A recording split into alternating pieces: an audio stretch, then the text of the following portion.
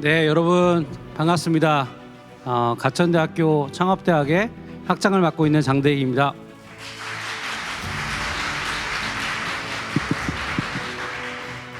네, 오늘 요즘 챗 GPT가 정말 너무 핫하고요. 또 많은 분들이 새로운 기술의 변곡점이 아닌가 이렇게 말씀들을 하시는데 많은 담론들이 있습니다만 한국 사회에서 또 정말 그 생성형 AI 관련된 전문가들을 여러 각도에서 모시고 또 그분들의 의견과 또 쟁점들을 다뤄보는 그런 시간이 필요하다고 생각이 들었습니다. 이제는 소개하는 걸 넘어서서 전문가들과 또 이걸 써보신 분들 또 이것에 관심 있는 분들이 함께 이 담론을 조금 더 발전시켜보고 또 기대와 우려들을 함께 고민해보는 그런 시간이 필요하다고 생각이 들어서 챗 GPT 심포지움이라고 하는 1년의 심포지움을 기획하게 됐습니다. 그래서 오늘은 제 1회 심포지움이고요. 오늘의 주제는 챗 GPT와 교육혁명이라는 주제입니다. 1회이기 때문에 2, 3, 4회 뭐가 있을 거라고 기대하실 텐데요. 당연히 있습니다. 이제 그거는 끝날 때 혹은 또 우리 부총장님께서 말씀해 주실 텐데요.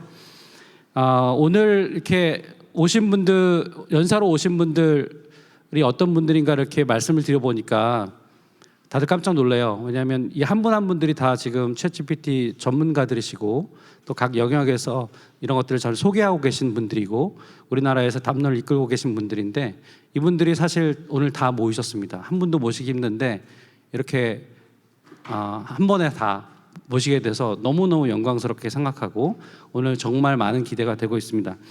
자, 제1차 챗 GPT 심포지움 챗 GPT와 교육혁명이라는 주제로 오늘 모임을 시작하도록 하겠습니다.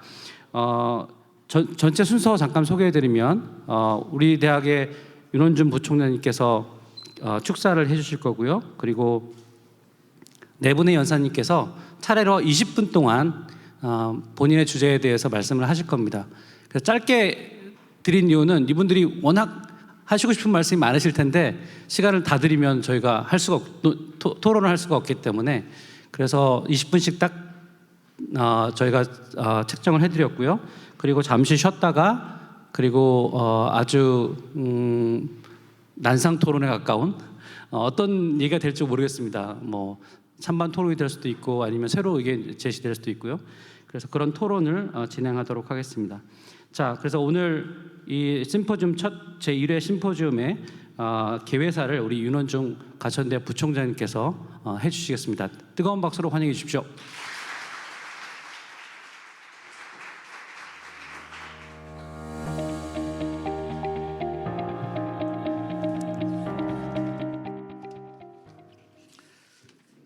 존경하는 연사님들, 이곳 현장에 직접 와주신 청중 여러분, 그리고 유튜브 생중계로 참여해 주시는 여러분 환영합니다. 저는 가천대학교 부총장을 맡고 있는 윤원중입니다.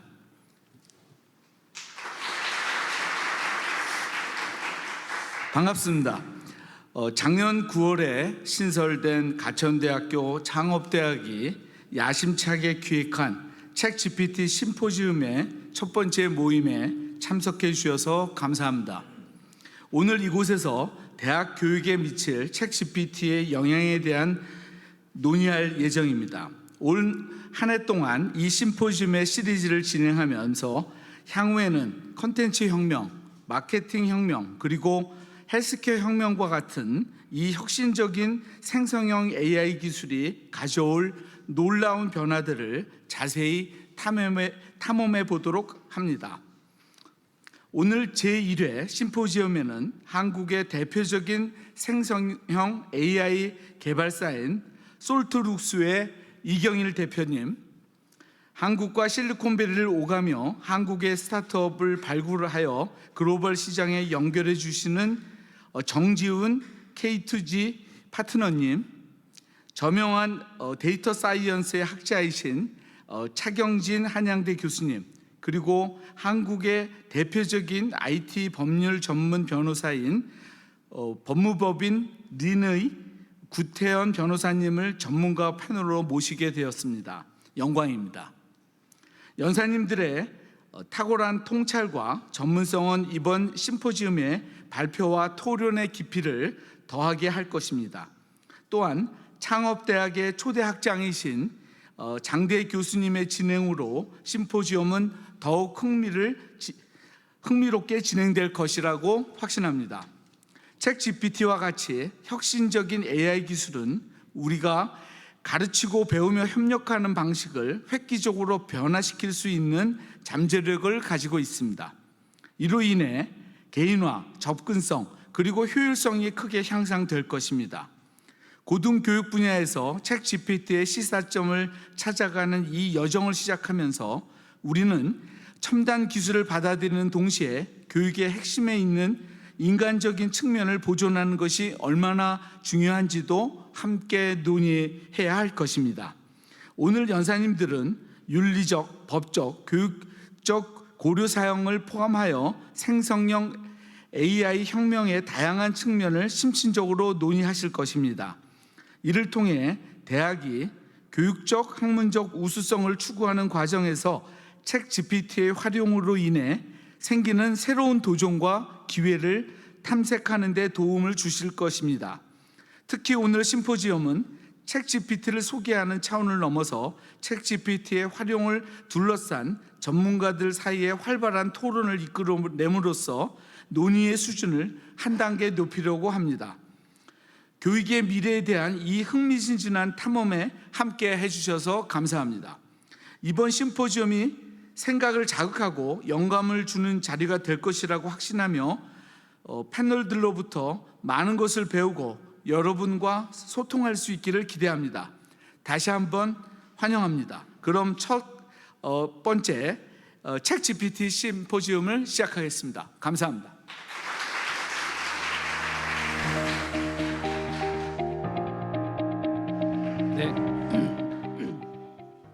네, 부총장님 감사합니다.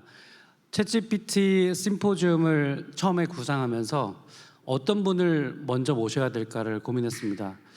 그러다가 한국에서 지금 챗GPT 관련해서 생성형 AI라고 할 수 있겠죠? 생성형 AI 관련해서 가장 활발하게 또 소개하시고 또 실제로 그 사업을 진행하고 계신 솔트룩스 이경일 대표님을 먼저 떠올리게 됐습니다.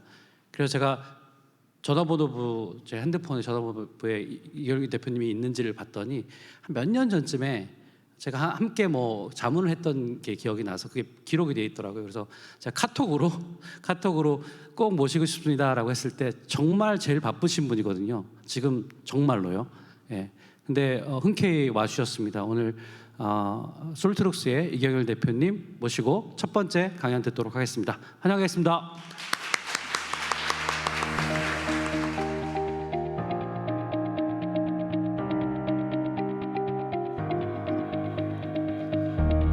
뵙게 돼서 반갑습니다. 이경일입니다. 네, 즐거운 시간 같이 했으면 좋겠습니다. 바로 시작을 하도록 하겠습니다. 발표장표 좀... 네, 생성 AI 탄생과 진화라는 주제입니다. 생성 AI 중에서도 사람의 글을 생성하는 거를 저희가 지금 GPT 위에 올라가 있는 챗GPT인데 마치 미원, 혹시 미원이라는 거 아세요? 네, 미원처럼 사실은 우리 고유 명사인 챗GPT를 우리는 그냥 이렇게 대화를 하는 인공지능을 모두 챗GPT라고 요즘 부르는 것 같아요. 실제로 공식 명칭은 Large Language Model이라서 LLM이라는 용어를 사용을 하게 됩니다. 기계와 사람이 대화를 하는 첫 번째 생각의 출발은 보시는 사진인 앨런 튜링이 처음으로 얘기를 합니다. 1943년에 이분이 논문을 쓰고 47년인가 8년도에 출판이 된 건데요. 제목이 Computing Machinery and Intelligence예요. 연산 기계와 지능이라는 그런 논문입니다. 이 논문의 첫 시작을 이렇게 시작해요. I propose to consider the question can machine think라고 시작을 합니다. 내가 뭔가 새로운 질문을 한번 같이 공유하고 싶은데 과연 기계는 생각할 수 있을까? 라고 이야기를 합니다.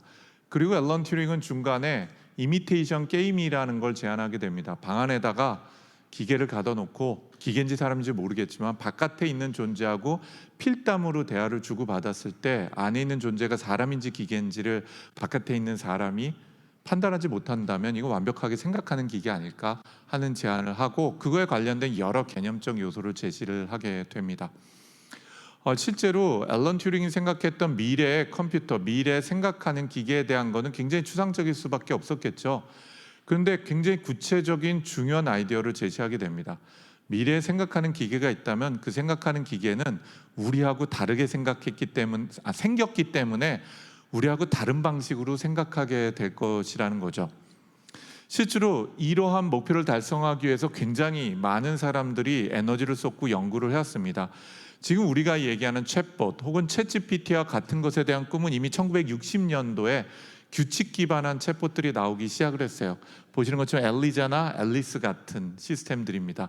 그리고 여기 계신 분들이 많이 기억하고 있는 시리나 알렉사와 같은 목표 지향적 대화 시스템이나 제퍼디 쇼에 나가서 일종의 퀴즈쇼에 장원을 했던 사람을 이겨서 놀라움을 줬던 IBM 왓슨 컴퓨터가 있고요.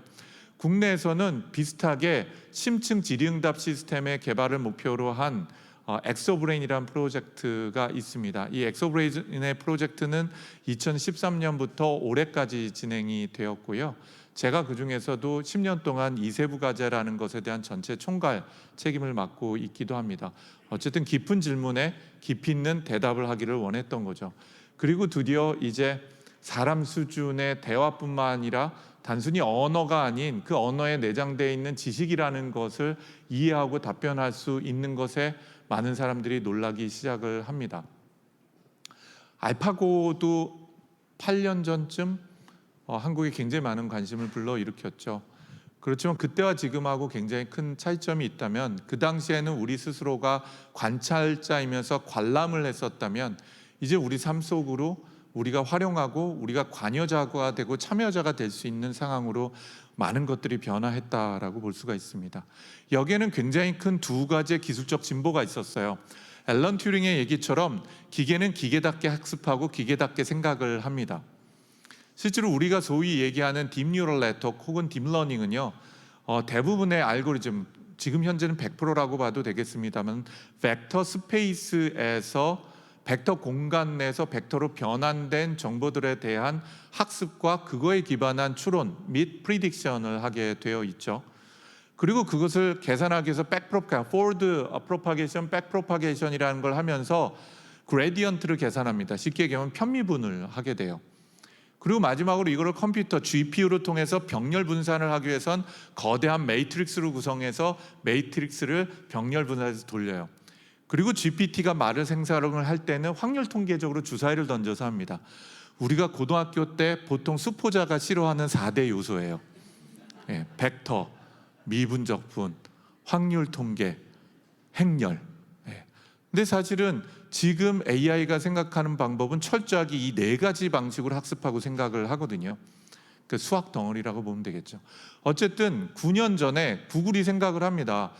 아니 진짜 힘들게 열심히 사람 말을 가르쳐줘도 그 당시에 알파고가 사용했던 게 컨볼루셔널 뉴럴 네트워크하고 리인포스먼트 러닝이라는 걸 사용을 한 거거든요. 근데 이걸로 디립다 사람 말을 가르쳐도 사람 말을 못 알아듣는 거예요, 기계가. 그래서 구글 친구들이 생각을 합니다. 어쩌면 딥뉴럴 네트워크가 다시 해서 딥러닝이라는 AI가 사는 동네는 벡터 스페이스니까 우리 모든 말을 벡터 공간으로 옮기면 인공지능이 더 공부를 잘하지 않을까 해서 논문이 나와요. 그걸 워드 임베딩을 한다고 해도 워드 임베딩 논문이다. 예를 들면 이래요. 남자에서라는 단어를 벡터 공간에다 여자라는 단어로 공간을 위치를 시킨다고 했을 때 남자와 여자가 저 벡터 방향으로 저 거리만큼 갈 수 있다면 왕에다 그 벡터를 더하면 여왕이 돼야 되는 거죠. 그리고 걷고 있다 해서 저 벡터 방향으로 가면은 걸었다가 나온다고 하면은 그 벡터를 동일하게 수영하고 있다가에다가 더하면 수영했다와 같은 과거형이 나오도록, 혹은 의미적 관계로서 보면은 캐나다에서 저 벡터 방향으로 가면 오타와라는 캐나다의 수도가 의미적으로 있다면 독일에서는 베를린, 일본에서 도쿄로 가도록 하는 벡터 방향과 거리를 둘 수 있을까? 그럼 벡터 공간에서 모든 단어들을 이러한 의미 관계로 배치를 시킬 수 있다라고 한다면 기계는 혹시 더 잘 공부하지 않을까? 왜냐하면 얘가 살고 있는 데가 벡터 세상이니까요. 그래서 했는데 얘가 갑자기 사람 말을 엄청나게 배우기 시작을 하는 거예요. 그 당시 했을 때 벡터 공간이 몇 차원 정도냐? 가장 작은 차원 수가 50차원이었고요. 지금도 똑같습니다. 챗GPT도. 지금 챗GPT는 500차원에서 1000차원 공간에서 언어를 학습하게 됩니다. 왜냐하면 인간 언어 자체가 굉장히 복잡하죠. 복잡하고 룰로 만들어내기를 힘들기 때문에 모든 언어를 그 공간 내에서 위치를 저런 규칙 갖고 하려면은 3차원, 4차원, 5차원 같은 저차원 갖고는 벡터 공간에서 표시하기가 불가능해요.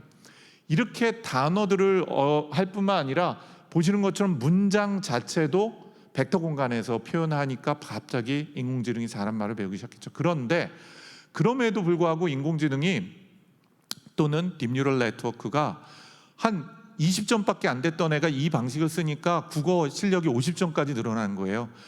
근데 더 공부를 시키고 더 뇌를 크게 만들으니까 더 한국말이나 우리나라 말을 잘할 줄 알았는데 오히려 자꾸 까먹으면서 점수가 더 나빠지는 거예요. 말을 잘 못 배우는 거죠.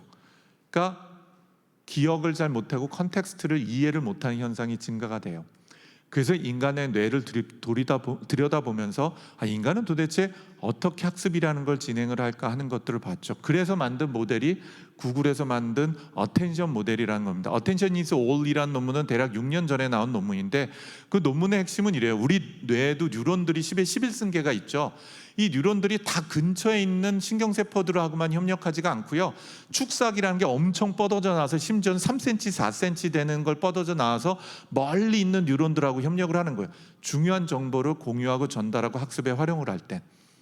그래서 뭔가 중요한 정보가 있다 그러면 그 중요한 정보에 해당이 되는 것들 그리고 그런 의사결정에 영향을 미치는 정보들은 근처에 있는 수학적 뉴런뿐만 아니라 멀리 있는 수학적 뉴런하고도 정보를 공유할 필요가 있고 그래서 그 한마디로 얘기하면 이 정보는 중요하니까 너희들 어텐션 해야 돼, 관심 가져야 돼 하는 메커니즘을 적용을 해본 거예요.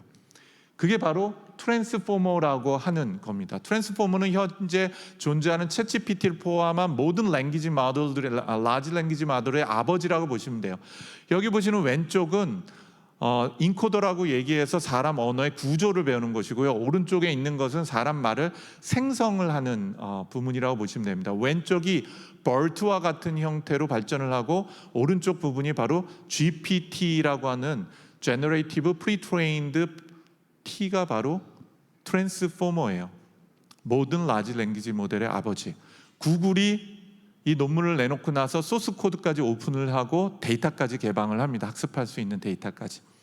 이게 바로 6년 전이에요. 이러고 나서 많은 변화가 일어났죠. 그럼 GPT를 포함한 라지 랭귀지 모델은 어떻게 하냐? 인터넷에서 엄청난 문서를 봅니다. 그냥 텍스트들이에요. PDF도 있고 워드도 있고 엑셀도 있고 HTML도 있고요. 여기서 순수 텍스트를 추출을 해요. 추출을 해갖고 광고 잘라내 버리고 쓸데없는 거 버리게 됩니다. 그래서 모아놓은 게 토큰 수로 보면 4천억 토큰 이상이 되는데 그냥 단어라고 생각하십시오. 쉽게는 4천억 단어가 얼마나 많은 거냐. 이거 그냥 설명하면은 뭐 4천억 개 많겠지 뭐 이렇게 생각을 해요. 그래서 제가 생각해봤습니다. 제가 책을 많이 읽는 편이거든요. 빨리 읽기도 하고 제가 24시간 동안에 책만 읽는다고 보면은 제가 5,000년 동안 읽어야 되는 책이에요. 24시간 엄청 빨리 책만 읽으면 5,000년을 읽어야 되는 책을 GPT-3에서 읽혔어요. 3.5까지 3.5도요. 근데 이게 한 번 읽는 게 아니에요. 수백만 번을 읽습니다. 그 당시 한 5개월 정도가 걸렸거든요. 5개월 동안에 수백만 번에 제가 5,000년 동안에 한 번씩 읽는다고 했을 때 하는 책 전체를 읽게 됩니다. 그 읽을 때 학습시키는 방식을 비지도 학습이라는 것으로 학습을 시켜요. 오늘은 시간이 제가 20분밖에 없기 때문에 설명이 불가능해요. 근데 일일이 이건 뭐야라고 가르쳐주지 않고 나도 모르겠는데 내가 엄청난 문서 있거든 네가 알아서 글 공부해라고 방에다가 인공지능을 가둬놓고 책을 제가 5,000년 동안 읽어대는 책을 거기다 그냥 쏟아 부어준 거예요. 그래서 맨 처음엔 이게 무슨 뜻인지 모르고 글도 몰라요. 얘가 그냥 읽다가 나는 너를 다음에는 사랑해가 자주 나오는구나 하는 것들을 배우기 시작했죠. 근데 그게 놀라운 게 한국어, 영어, 불어를 따로 가르친 게 아니에요. 그냥 아무거나 다 모았기 때문에 인간 언어를 통으로 학습한 거예요. 인간 언어. 현재 그래서 GPT-3에는 95개 국어 언어를 통으로 학습을 시켰어요. 그러다 보니까 실수는 아닌데 거기 뭐도 있었겠어요? 프로그램 언어도 있었겠죠. 그래서 자바, C, 파이썬도 배우게 된 거예요. 어쨌든 이렇게 학습한 걸 우리가 프리-트레인드 GPT 모델이라고 하고요. 이렇게 트레인한 GPT 모델은 목적이 없어요. 그냥 인간 언어를 잘 이해하고 인간 언어를 생성할 수 있는 능력을 가지고 있는 거죠. 그 다음에 두 번째가 도대체 이 언어와 언어에 내장되어 있는 지식을 가지고 무엇을 할지에 해당이 되는 걸로 학습을 시키게 됩니다. 그게 바로 파인 튜닝을 하는 단계예요. 이런 거예요. 1 더하기 1은 1이야, 2야 라고 하나 가르쳐주면 얘가 덧셈을 다 하는 거예요. 2 곱하기 2는 4야 그러면은 36만 7,402 곱하기 7,042는 얼마야? 그러면 얘가 풀어버리는 거예요. 이런 것을 이제 원샷 러닝, 퓨샷 러닝이라고 표현을 하기도 하는데 앞쪽에 이미 지식과 언어를 다 배워놨기 때문에 예제 하나만 주면 목적에 맞는 결과를 내는 거죠. 심지어는 파인 튜닝 할 때 I'm a boy라는 거가 한국말로 바뀌면 나는 소년이야 라고 가르쳐주면 이게 바로 영어를 한국어로 번역하는 거야 가르쳐주면 모든 번역을 해버리는 거죠. 처음 본 20페이지짜리 논문도 굉장히 깔끔하게 번역을 하게 되는 거예요. 이 단계를 우리는 파인 튜닝하는 단계라고 얘기합니다. 그럼 챗GPT는 뭐냐? 바로 대화하는 것을 파인 튜닝한 시스템이라고 보시면 돼요. 그래서 이렇게 파인 튜닝이 가능한 라지 랭귀지 모델은 전 세계 수백 개 이상이 됩니다. 저희 회사도 2종류의 라지 랭귀지 모델을 개발해서 운영을 하고 있다고 보시면 될 것 같아요. 전 세계에서 가장 큰 걸 누가 가지고 있냐? 미국이 아니라 중국이 가지고 있어요. 성능은 명확하게 제시가 되고 있지는 않은 상태입니다. 챗GPT가 뭐냐? 전 한마디로 대규모 언어 모델, 라지 랭귀지 모델에 기반한 대화형 인공지능 서비스다라고 설명할 수가 있을 것 같아요. 챗 플러스 GPT죠. Generative Pre-trained Transformer라고 보시면 될 것 같아요. 자, 검색 엔진하고 어떻게 다르냐? 저희 회사도 검색 서비스로 오랫동안 검색 엔진을 납품을 해왔는데요. 문서를 모으면 문서에서 단어를 잘라내고 그걸 인덱스라는 데이터베이스에 넣죠. 그럼 우리가 가천대, 인공지능, 대학이라는 세 글자라는 단어를 집어넣으면 그 단어로 포함되어 있는 문서를 모두 모아서 그 문서의 목록을 저한테 주는 게 지금의 구글의 네이버죠. 근데 구글에다 웬만한 키워드를 넣으면요 수만 개에서 수십만 개의 문서가 만들어져요. 근데 제가 읽을 수 있는 건 랭킹 모델에서 제시된 앞쪽에서 기껏해야 100개입니다. 하루 종일 읽어도. 그러면 10,000개, 10만 개 중에서 또 10만 개 문서 중에서 내가 100개 읽으면 99,900개는 저하고 아무 상관없는 문서예요. 검색을 해줬다고 치더라도. 반면에 GPT를 포함한 대화형 인공지능 기술은 라지 랭귀지 모델은 뭐냐면 문서를 다 가져다가 지가 어떤 식으로든 읽고 그걸 임베딩 한다라고 하는데 자기 뇌 안에 일종의 녹아내려요. 기억을 시키고. 그럼 저는 질문을 던지면은 제가 10만 개 문서를 어차피 읽을 수 없는데 얘가 10만 개 문서를 읽고 저한테 답변을 주게 되는 형태죠. 답변 주는 형태는 주사위 던지는 형태예요. 나는 너를 그러면 뭐 생각나세요? 사랑해. 나는 너를 하면 장대익 교수님 뭐 생각나세요? 좋아해? 보고 싶어? 그러면은 내가 질문하고 대화하는 맥락에 맞춰서 지금 나온 3가지, 4가지 단어가 다 유의미하죠. 그러면 어떤 걸 할지는 주사위를 던진다고 보시면 돼요. 확률적으로. 그렇기 때문에 챗GPT에 똑같은 질문을 매번 해도 다른 답변이 나오는 거예요. 완전히 다르기도 하고 조금씩 다른 답변이 나오기도 하는 거죠. 한 달 전에 삼성전자에 가서 삼성전자 부회장하고 상무급 이상 임원 한 300명하고 이런 식으로 제가 강연도 하고 토론을 했었습니다. 그때 보여줬던 건데 삼성전자 분들이 굉장히 충격을 많이 받았었어요. 현재 삼성전자는 보안 문제 때문에 챗GPT를 못 쓰게 해요. 완전히 막아놨습니다. IP 어드레스하고 포트로 완전히 막았어요. 한번 같이 보시면 이래요. 제가 어떤 질문, 그러니까 뭐가 삼성전자 빅스비의 약한 점이야? 라고 질문했어요. 그래서 디지털 어시스턴트인데 빅스비는 얘는 사람 말을 잘 못 알아들어. NLP에 대한 거 프로세싱 잘 못해요. 뉘앙스나 복잡한 것도 못 알아들 뿐만 아니라 대화 부분에 있어서는 컨텍스트를 이해를 잘 못해. 그것뿐만 아니라 다른 서비스하고 연계될 수 있는 서드파티 연계 부분도 부족해. 등등등등 해서 부족한 걸 얘기해요. 그래서 삼성전자 빅스비를 더 똑똑하게 만들 수 있는 R&D 프로포설을 써볼래? 그랬더니 알았어요. 예스. 그리고 일단 데이터를 모아야 되는데 사람과 사람이 대화를 하는 데이터를 모아서 다양한 도메인하고 언어 부분에 대해서 해야 되고요. 랭귀지 모델을 트레이닝을 해야 될 텐데 이럴 이야기할 때는 뉘앙스나 서브타이틀에 관한 이런 것들을 같이 봐서 해야 되고요. 컨텍스트 언더스탠딩은 대화의 맥락을 멀티턴으로 해야 되는데 그러려면 그래피컬 뉴럴 네트워크나 어텐션 메커니즘을 적용해야 되고요. 개인화 서비스가 중요할 것 같고 서드 파티 연동하기 위해서 OAuth나 RESTful API를 연동해서 사용을 하는 걸 추천해요. 테스트 이밸리에이션 했는데 어쩌고저쩌고 그래요. 그래서 제가 보니까 휴대폰인데 개인화가 중요할 것 같은 거예요. 그래서 개인화를 초개인화, 하이퍼 퍼스널라이즈 하는 걸로 할 뿐만 아니라 전체에 대한 R&D 버젯을 한번 만들어 볼래? 그랬더니 전체 방금 얘기했던 것에 관련된 것들을 사업 계획서 같은 걸 전략을 짜주면서 중간에 있는 퍼스널라이제이션을 하이퍼 퍼스널라이제이션으로 바꿔요. 초개인화로. 그럼 사는 게 사람들의 피드백과 임프루먼트를 해야 되는데 그걸 뭘 위해서 유저의 프레퍼런스나 히스토리나 비헤이비어 같은 것들을 머신러닝을 해야 될 텐데 이럴 때는 다이내미컬리 어드저스트 하기는 어쩌고저쩌고 해야 돼요. 뭐 이런 걸 한 거죠. 그리고 버젯 브렉다운 하는데 데이터 컬렉션 하기 위해서는 얼마가 필요한데 이게 실제로 데이터 사이언티스트를 채용을 하고 데이터 컬렉션 파이프라인을 구성하고 어쩌고저쩌고 하는데 돈이 들어야 돼요 라는 등등에 해당이 되는 것을 구체적으로 제시를 하는 거죠. 그래서 오버all 어쩌고저쩌고 얘기합니다. 그래서 야 너 말 잘한다 그래서 제가 맨 마지막에 우리가 얘기했던 모든 걸 예약을 하고 이재용 회장님한테 이 프로포저를 이메일로 작성해봐 라고 제가 했어요. 그랬더니 sure, here is a summary of our discussion 해놓고 나서 summary에서 삼성 빅스비에서 어쩌고저쩌고 뭐가 부족한데 거기다가 특히 자연어 처리나 뭐 이런 걸 못해요. 그래서 to address these weakness and improve 어쩌고저쩌고 하기 위해서 6가지를 얘기하고 we also propose a budget breakdown for 그래서 얘기를 해요. 쓰죠. Dear CEO, we are willing to propose an R&D plan to improve 어쩌고저쩌고 해서 얘기를 해요. 그러고 나서 여기선 제가 안 했는데 잘랐는데 맨 마지막엔 방금 얘기한 이메일을 중국어, 불어, 독어, 러시아어, 스페인어로 번역해 줄래? 하면은 전체가 번역돼서 나오죠. 맨 끝에 신서너리하고 당신 이름 넣으라고 your name이라고 이제 박스 치죠. 이렇게 나오도록 하는 것이 스트럭트를 구성을 해서 프롬프트 엔지니어링이라고도 하는데 열심히 가르치는 과정을 파인 튜닝을 하고 폴리시에 대한 것을 학습을 하는 과정을 거쳐요. 그건 제가 아까 스킵을 했습니다. 그거 외에 지난주엔 현대자동차 임원들하고 제가 회의를 하고 왔는데 현대자동차도 똑같아요. 미래 현대자동차의 성장 전략, 경쟁 전략, 핵심 도전 과제, 4번째 R&D 혁신 방법 각각 300자료 요약할래? 그러면 각각 300자료 요약해요. 그리고 R&D 자동차 플랫폼은 이 GMP의 특징 장점을 얘기해 줄래? 하고 비교해 달라는 비교를 하죠. 요거 하나만 얘기하고 재미있게 마무리하겠습니다. 한 달 전에는 제일기획이라고 우리나라에서 광고로 되게 유명한 데가 있어요.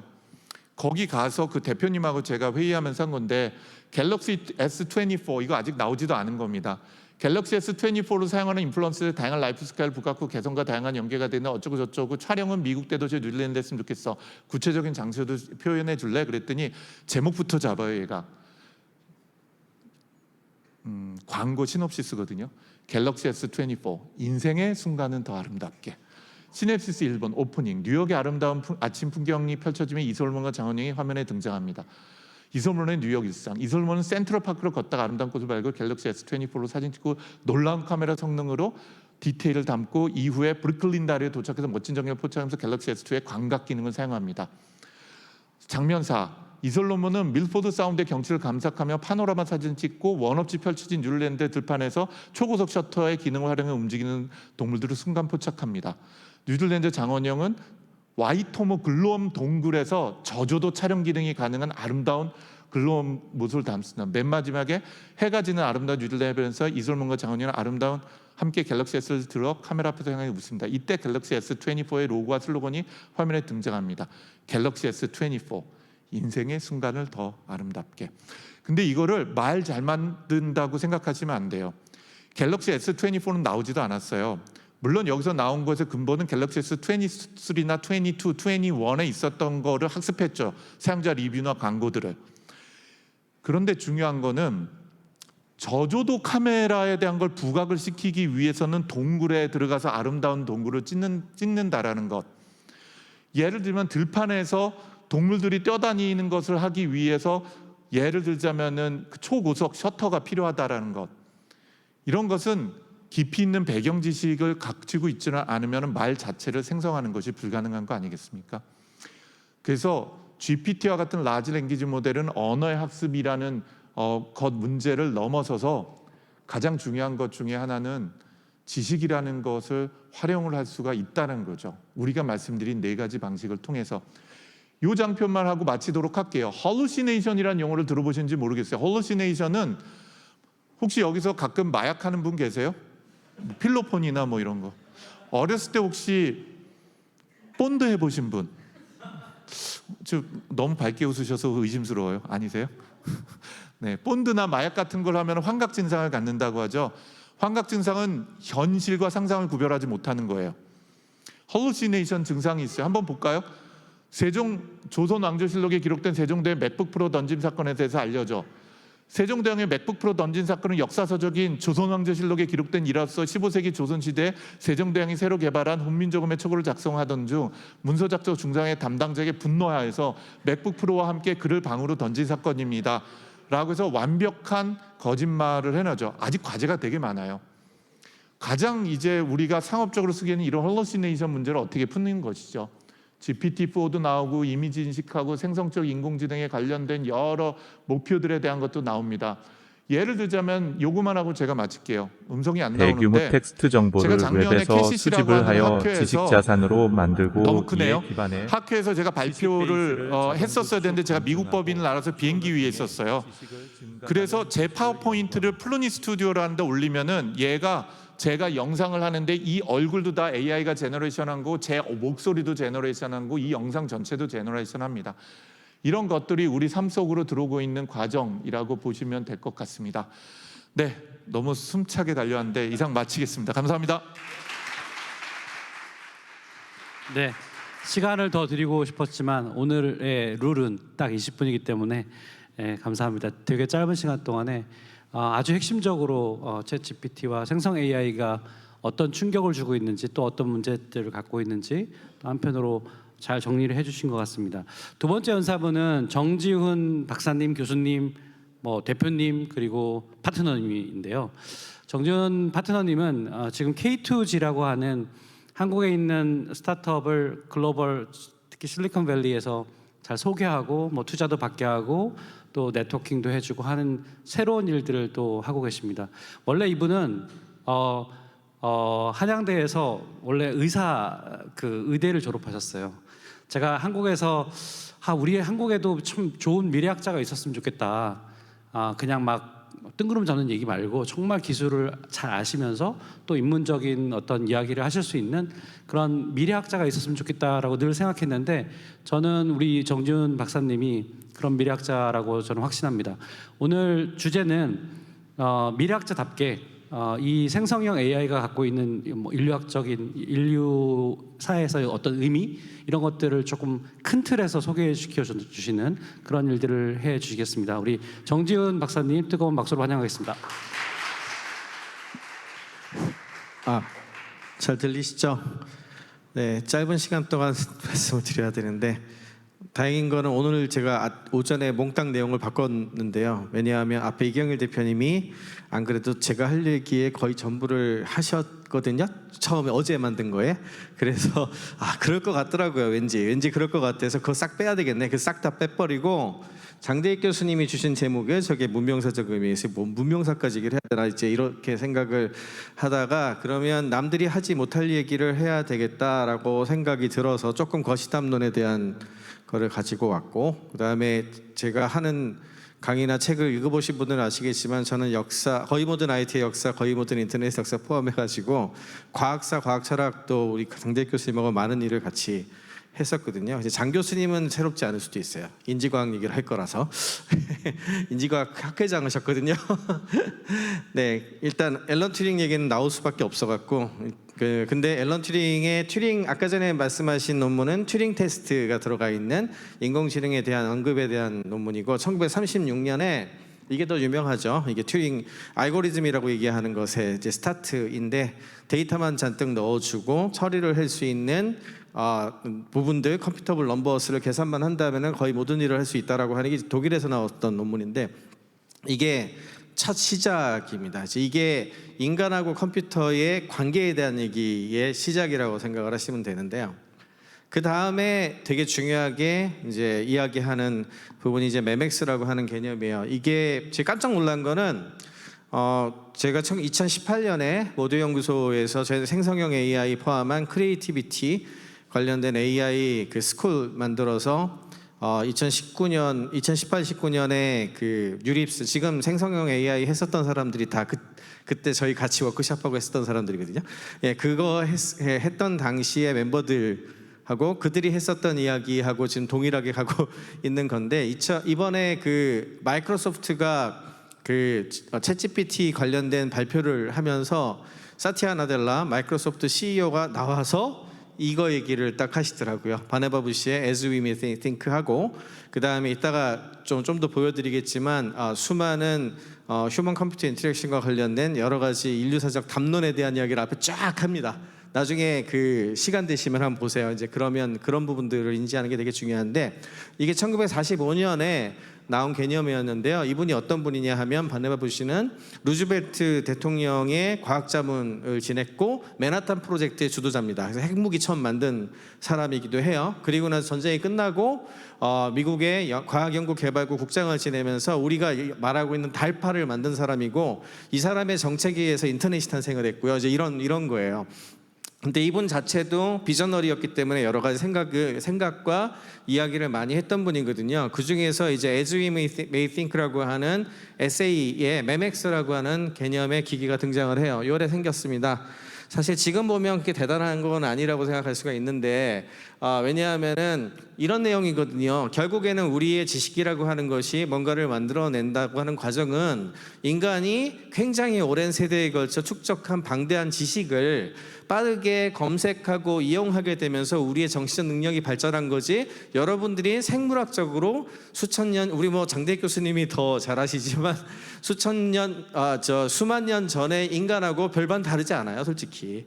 용량도 별로 다르지 않고요. 크게 달라진 건 없거든요. 근데 다만 정말 근본적으로 달라진 점은 우리는 그동안 글과 미디어라고 하는 것에 어떤 도움을 굉장히 많이 받았고 거기에 축적된 것을 활용할 수 있는 어떤 그런 능력을 가져왔기 때문에 그로 인해서 이제 나타난 거거든요. 그런데 이거를 만약에 인간하고 비슷하게 할 수 있는 기계에 대한 컨셉을 처음 얘기를 할 때 이런 식으로 생성한 정보와 지식을 저장해서 더 빠르게 검색할 수 있고 연결할 수 있고 그래서 이제 이 에세이를 하이퍼텍스트라고 하는 링크하고 연결되어 있는 지식 정보의 개념 그리고 인터넷과 네트워크의 개념에 대한 컴퓨터의 최근의 가장 큰 모습을 제시한 가장 중요한 에세이로 얘기를 해요.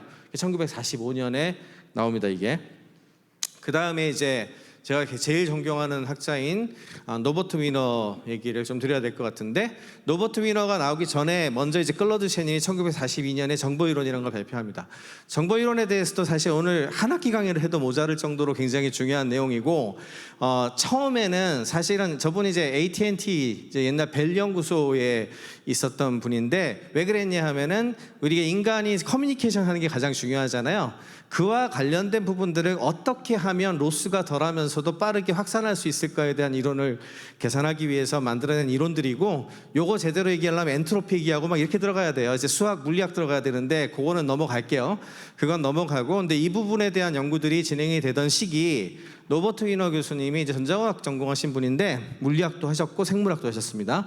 요즘에는 이게 황당한 얘기 같지만 옛날엔 이게 일반적인 거죠.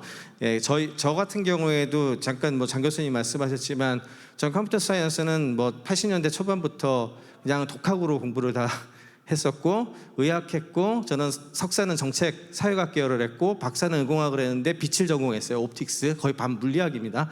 하여튼 뭐 이렇게 했고 상은주로 경제 경영으로 탔는데 이게 이상한 거 아니거든요 사실은. 근데 한국에 왔을 때 이상하게 취급을 받았어요. 여튼 그런 부분에 있어서 노버트 위너 교수님이 그런 여러 가지를 했는데 이분이 생물학 연구와 관련된 것에 대한 것들을 리서치를 많이 하다가 거기에 피드백 메커니즘이라든지 그 다음에 신경생리학이라는 거 있거든요. 그러면 이제 이 자극 같은 것들을 잘 레코딩을 했다가 그거에 대한 어떤 그 트래킹하는 부분들을 잘 봤더니 이게 오토메이션을 하기 위한 기계를 만들 때에도 그와 비슷한 메커니즘을 적용할 수 있겠다는 아이디어를 가지게 됩니다. 그래서 이 논문 제목 자체가 되게 중요한데 Control and Communication in the Animal and the Machine이죠. 동물과 기계라고 하는 것을 한 덩어리로 봤고요. 핵심은 뭐냐? Communication and Control이에요. Communication and Control. 그리고 나서 이거를 이제 하나의 책으로 이제 나중에 내게 되는데 이 정도 되는 책이에요. 그게 사이버네틱스라고 하는 책이 나옵니다. 이게 제어계책공학이라고 하는 학문의 시작입니다. 이렇게 해서 이제 사이버네틱스가 등장을 하게 되면서 드디어 기계와 생물체 간의 연결고리에 해당하는 부분이 처음 탄생을 하게 된 거예요. 그리고 그 이전에 이 시기에 이렇게 이제 다학제적인 연구를 하기 위한 수많은 사람들이 관계를 했습니다. 맥컬러과 월터 피치 같은 경우엔 개구리 가지고 엄청난 실험을 하신 신경생리학 학자이시고 제리 레트빈 포함해가지고 거의 모든 사람들이 이런 생물과 신경, 뇌, 인간, 기계 이게 뭐 그닥 다르지 않다라고 하는 생각하에 이제 여러 가지의 연결고리를 찾아내는 수많은 이제 탐색이 일어나게 되죠. 그러다가 이제 드디어 확제를 1950년대 되면은 이 개념을 확대시켜요. 이게 굉장히 많은 철학적 담론을 일으킨 The Human Use of Human Beings라는 책인데 이게 이제 다른 부제로는 Cybernetics and Society라고 표현을 해요. 아까 말씀드린 개념은 단일한 어떤 그 생물체나 이제는 기계에서 그 내부에서 정보를 획득하고 정보를 어떻게 레프레젠테이션하고 어떻게 연결하고 소통할 것인가에 대한 얘기했잖아요. 근데 그거를 사회까지 확대시킨 거예요. 사회까지 확대를 시키면 생각해 보면은 사람과 사람이 커뮤니케이션 하는 게 언어잖아요. 그 언어를 중심으로 해서 이들이 사람과 사람을 활용하고 체계를 만들고 조직화하고 만들어가는 그런 부분들의 관습이라는 것들은 시간과 함께 만들어진 것이고 그거를 동일한 컨시스턴스를 가지고서 제도한 게 법률이잖아요. 법이나 제도 같은 것들도 그닥 다르지 않다는 거예요. 결국에는 세포들이 세포끼리 연결해서 커뮤니케이션해서 우리 사람의 인테그리티를 유지하는 거나 기계를 컨트롤해서 연결한 거나 사람들이 국가를 만들어서 유지하는 거나 뭐가 다르냐는 거예요. 쉽게 말하자면. 그에 대한 그 유사성에 대한 규칙을 얘기하게 되고 이렇게 되면서 이제 사회적 함의까지 올라가게 되죠. 그러면서 여기에 이제 사이버란 말이 나와가지고 여기저기 갑니다. 사이버에서 오르가니즘이 붙으면 사이보그가 되고요. 그러면 이제 그 우리 흔히 아시는 그겁니다. 사이버 스페이스, 뭐 사이버 카페, 뭐 어쩌고저쩌고 이게 다 이제 거기에서부터 출발한 종류라고 생각을 하시면 돼요. 그리고 이제 인지과학에서 제일 중요하게 얘기하는 앨런 뉴어라고 허버트 사이먼이 등장을 하죠. 이분들이 인터랙션 사이언스, 커그니티브 사이언스 등을 다 창안하신 분들이고 이분들이 이제 카네기 멜론 대학교에 이 부분을 셋업을 하시게 되는데 우리 흔히 얘기하는 처음에는 이런 부분들을 이제 컴퓨터가 계산할 수 있는 소프트웨어를 만들어 나갈 때 로지컬 시어리스트라고 부르는데 심볼릭하게 기호화해가지고 풀어내는 어떤 그런 걸로 처음엔 출발했어요. 이제 그림도 보시면 체스 잘 두기 하는 거 이렇게 지금 하고 있잖아요. 그러다가 좀 이상적인 제너럴 프로블럼 솔버라고 하는 개념을 제시를 하게 됩니다. 뭐 굉장히 심볼릭한 프로그램을 이용을 해가지고 다양한 것들을 풀어낼 수 있는 만능 기계 같은 어떤 그런 컨셉이죠. 이때 인간들이 생각하는 것이 그다지 뭐 특별하진 않아서요. 비슷한 시기에 비슷한 정도의 정보를 가지고 비슷하게 공부를 하기 때문에 같은 시기에 같은 생각을 하고 같은 걸 하는 사람들이 많이 늘어나요. 그런데 이야기를 다르게 해요. 조금씩 다르게 하거든요. 예를 들어 아까 전에 앨런 튜링 얘기 잠깐 하셨지만 앨런 튜링은 이 AI에 대한 개념은 thinking machine이란 말로 표현을 많이 했거든요. 생각하는 기계. 허버트 사이먼이나 뭐 앨런 뉴어 같은 경우에는 저기 있는 것처럼 프로블럼을 풀어내는 기계 뭐 이런 느낌을 되게 많이 했고 아서 사무엘 같은 사람은 머신 러닝 기계가 학습한다 이런 표현을 썼고 그러다가 이제 이 말을 이제 그 이야기하는 어떤 그 부분들이 나오게 되죠. 이거는 이제 앨런 뉴엘이 사람이 어떻게 인지하고 생각하는가 하는 이제 인지과학의 교과서에서 갖고 온 내용인데 그 메모리 우리의 이제 메모리에 대한 것들도 원래 잘 몰랐어요. 브레인 사이언스 기술이 발전하기 전까지는 그런 부분들에 대한 것하고 이제 모델을 갖다가 제시를 하면서 인지과학이 싹을 틉니다. 그러니까 이게 이제 다트머스 컨퍼런스를 일으켰던 1956년에 존 맥카시가 했었던 작업이고요. 여기에 참여했던 사람들이 오늘날 우리가 얘기하는 AI의 분파를 다 만드신 분들이라고 생각하시면 돼요. 다트머스 컨퍼런스는 다트머스 대학에서 한 1년 가까이 펀드 받아가지고 하루 그냥 컨퍼런스 한 게 아니고요. 지금 이런 거를 거의 매달 저희 계신 분들이 와가지고 계속 얘기도 하고 같이 얘기도 하고 이러면서 우리가 단어 같은 것도 좀 통일해서 얘기도 하고 뭐 이렇게 하면서 했었던 내용이고 이때 이 과정을 통해서 탄생한 말이 Artificial Intelligence예요. 인공지능 그 말로 하자고 그랬던 거죠. 근데 참 1년 동안 얘기하면서 말 잘못했던 얘기 전 굉장히 많이 생각을 하는데 왜냐하면은 Artificial Intelligence가 핵심이 아니거든. 솔직히 진짜 지능을 인공적으로 만들었다고 해야 되는 것인가? 그게 사실은 오늘날의 가장 큰 오해를 불러일으키고 있는 종류 중에 하나거든요. 저는 되려 어떤 컨셉을 중요하게 생각하냐 하면 이 사람 얘기도 아까 사티아 나델라가 또 얘기를 했죠. 맨 컴퓨터 심바이오시스라는 개념을 제시하게 되는데 제이시아 릭라이더라고 하는 분이고요. 이분도 아까 전에 그 바네버 부시가 돈을 댔다면 그 밑에 구체적인 과학 기술 정책 같은 것들을 했었던 그런 분이고, 이분은 결국에는 우리가 인간하고 이제 컴퓨터를 포함한 기계하고의 연결고리를 만들게 된다면 이 두 어떤 서로 다른 엔티티가 결합하는 형태가 될 가능성이 높다라고 판단을 해요. 그래서 이제 이게 원래 영어로 써놨었는데 그냥 번역을 해버렸는데, 머지않은 미래에 인간의 두뇌와 컴퓨팅기가 매우 긴밀하게 결합이 되고 그 결과 탄생한 파트너십이 오늘날 우리가 알고 있는 정보 처리 기기가 접근하지 못하는 방식으로, 인간 두뇌가 생각하지 못했던 방식으로 사고하고 데이터를 처리할 것이라는 희망이 있습니다. 이렇게 얘기를 했는데, 이 내용이 사실 앨런 머스크가 신봉하는 내용이에요. 그러면서 우리의 인텔리전스를 어떻게 더 빠르게 이제 커뮤니케이션하고 문제를 해결할 것인가, 이제 이런 얘기를 하게 되는 거죠. 그래서 원래는 이제 이게 AI 연구의 주류였어요. 컴퓨터 사이언스하고 수학이나 논리학 하신 분들이 더 많이 했고요. 그래서 어떻게 특정한 문제를 최대한 효율적으로 풀어낼 것인가, 이게 가장 중요한 문제였고, 그 다음에 벤치마킹이 보통 있고 흔히 이야기하는 과학적 연구 방법론을 갖고 하기 때문에 그 객관적 증거에 의한 에비던스 베이스드 어프로치를 되게 중요하게 생각을 하죠. 그러다 보니까 성과를 수치해서 우위를 다투는 방식으로 접근을 하게 돼요. 그리고 대학 교육도 그렇고 우리 학문 체계도 다 이런 기반으로 돼 있죠. 근데 저는 이게 맞는지 잘 모르겠어요, 아직도. 왜?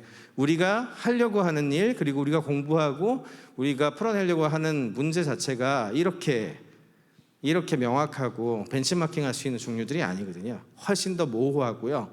그리고 우리가 어떻게 하면 우리가 풀어내야 되는 어떤 문제가 있다면 그거를 골이라고 생각을 하면 그걸 풀어내기 위한 하는데 집중할 것인가가 되게 중요한 거지, 무슨 우리가 무슨 벤치마킹에서 1등 했네, 이게 중요한 게 아니잖아요.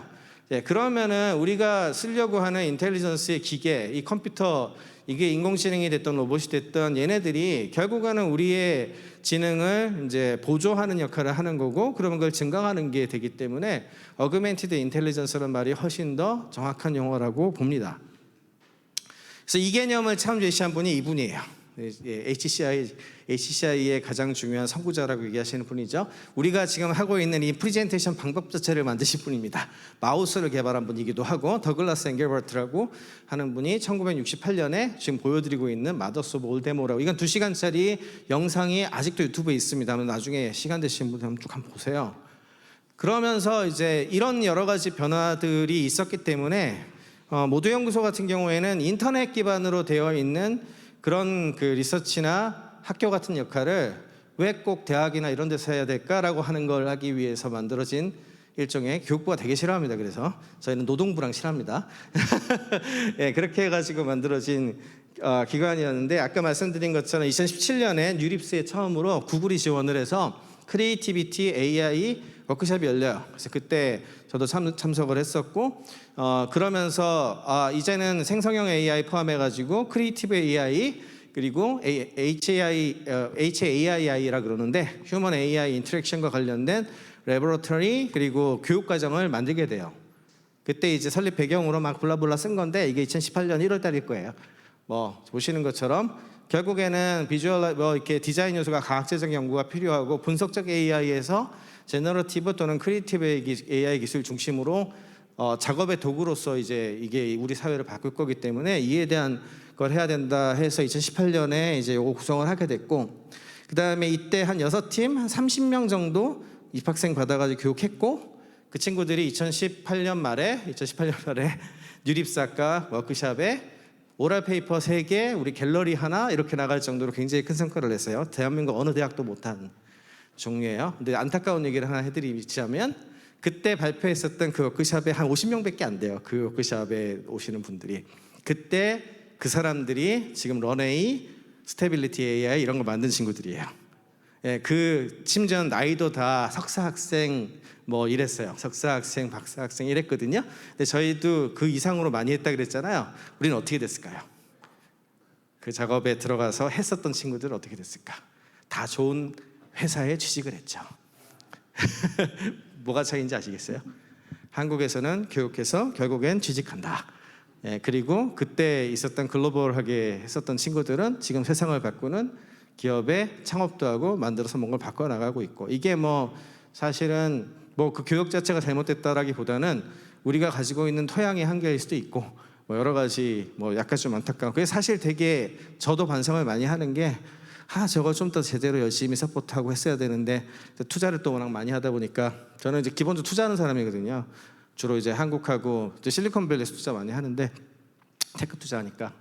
여튼간에 이제 앞으로 되게 중요하게 보는 부분들은 결국에는 사람하고 인공지능이 좀 더 타이트하게 붙기 시작을 할 거고, 이들 간에 루프를 어떻게 만들어서 연결할 것인가가 되게 중요한 이슈가 됩니다. 날이 가면 갈수록.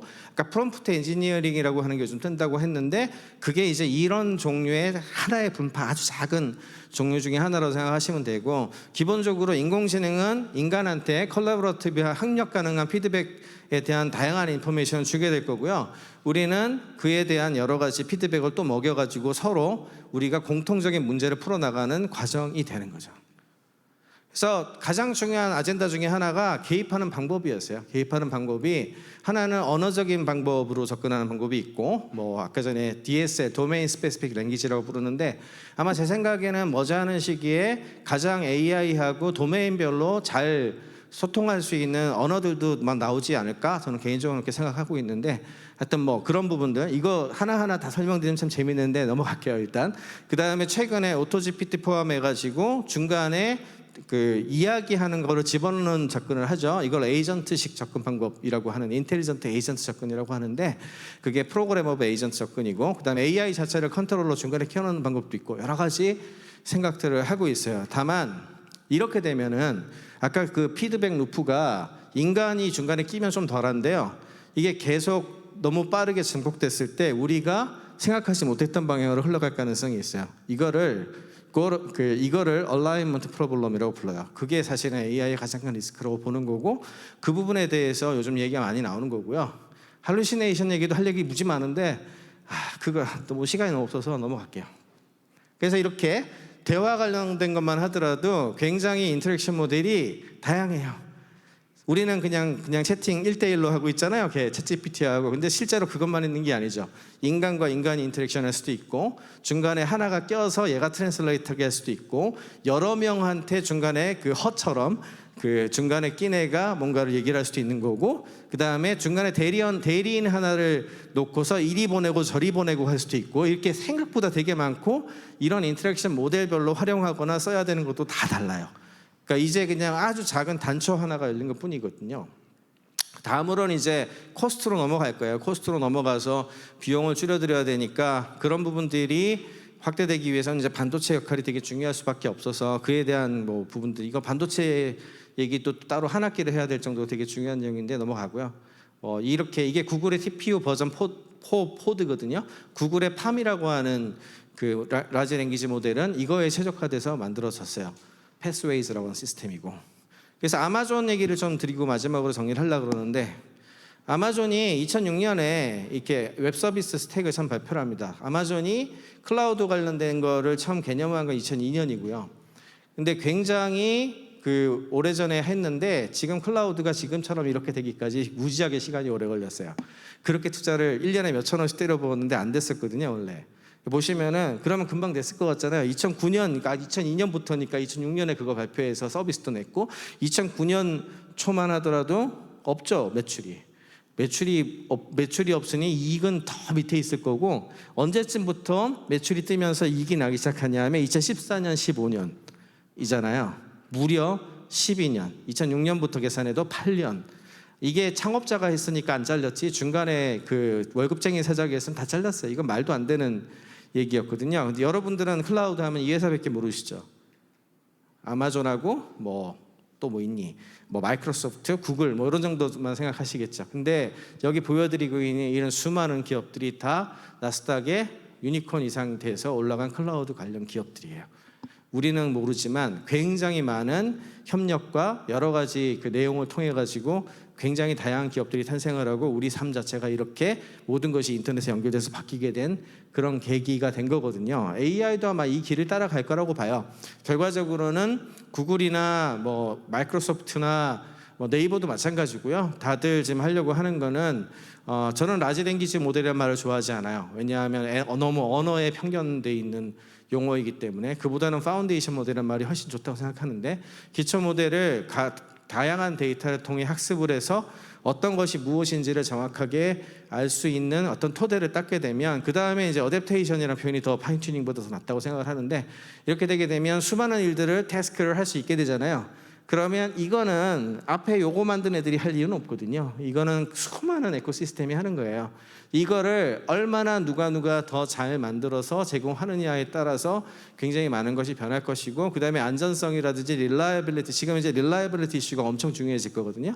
릴라이빌리티라든지 제가 이번에 실리콘밸리 어제 그제 왔는데 3일 동안 저는 이제 운전하고 다니면서 블룸버그나 CNBC 라디오를 듣고 다니기 때문에 항상 그 얘기 거의 3일 내내 할루시네이션에 대한 비판적인 얘기만 했어요. 거의 다들 엄청나 우리가 생각하는 것보다 훨씬 걱정을 많이 하죠. 그래서 아마 제 생각에는 조만간 규제가 생길 거라고 봅니다. 여튼간에 그런 부분들에 대한 어떤 인류사적인 변화가 지금 한참 진행되고 있다는 얘기를 드리고 AI도 이렇게 에코시스템 지금 이미 전쟁으로 넘어가가지고 엄청난 기업들이 많이 등장을 하고 있고 놀라운 건 이렇게 뭐 로봇에도 들어가고 하는데 결국에는 이제 드리고 싶은 얘기 마지막은 이거예요. 제가 되게 중요한 그 그림으로 좀 많이 가지고 오는 건데 사람들은 열심히 적어 보고 있고 AI가 책 읽고 그림도 그리고 뭐 그러고 있죠 지금. 근데 결과적으로는 저게 커머디티화 될 거기 때문에 기술은 커머디티화 되거든요 항상. 그러면 저들이 우리를 대체하거나 뭐 이런 얘기는 그닥 중요하지 않죠. 결국에는 이거를 잘 쓰고 활용하는 사람이냐 그렇지 않느냐의 시기로 넘어가는 거고 뭐 제가 이제 이거는 한 학기 과정 할 수 있을 정도로 만들어 놓은 내용이 있는데 빅히스토리 빅뱅부터 시작을 해서 우주의 원리 자체가 별로 정보 우주론이라 그래요 이거를. 이제 이런 걸로 이제 이야기를 할 수 있는 부분들이 있는데 이거는 이런 것도 있다는 것만 하고 넘어가고 마지막으로 우린 결국 SF 하시는 분들한테 이것도 장대익 교수님 뭐 옛날에도 많이 얘기했던 얘기인데 가장 먼 미래를 본 것 중에 가장 가능성이 높은 시나리오. 그러니까 되게 많은 매트릭스도 있고 되게 많은 SF 영화 많이 보셨잖아요. 가장 가능성이 높은 시나리오를 뭐라고 얘기하는지 아세요? 트랜스포머스라고 얘기합니다. 아까 말한 GPT의 그 트랜스포머 또 거기서 따온 거 맞거든요. 사실은 그 그림상으로는 그 구글 애들이 왜 그럴까요? 그게 인류의 미래라는 거거든요. 로봇처럼 보이지만 사실은 우리 유기체 기반의 이런 탄소 기반의 이런 생명체가 지능을 갖고 이렇게 된 게 그냥 그렇게 진행되는 어떤 일련의 거대한 자연사적 변화의 일부가 아닐까라는 생각도 사실은 좀 해요. 근데 이거를 그냥 역행하려고 막 막고 하는 게 맞을까 싶기도 하고 그래서 요즘 굉장히 저도 뭐가 뭔지 잘 모르긴 하겠는데 여튼 이런 이야기 마지막으로 드리고 마치겠습니다. 고맙습니다.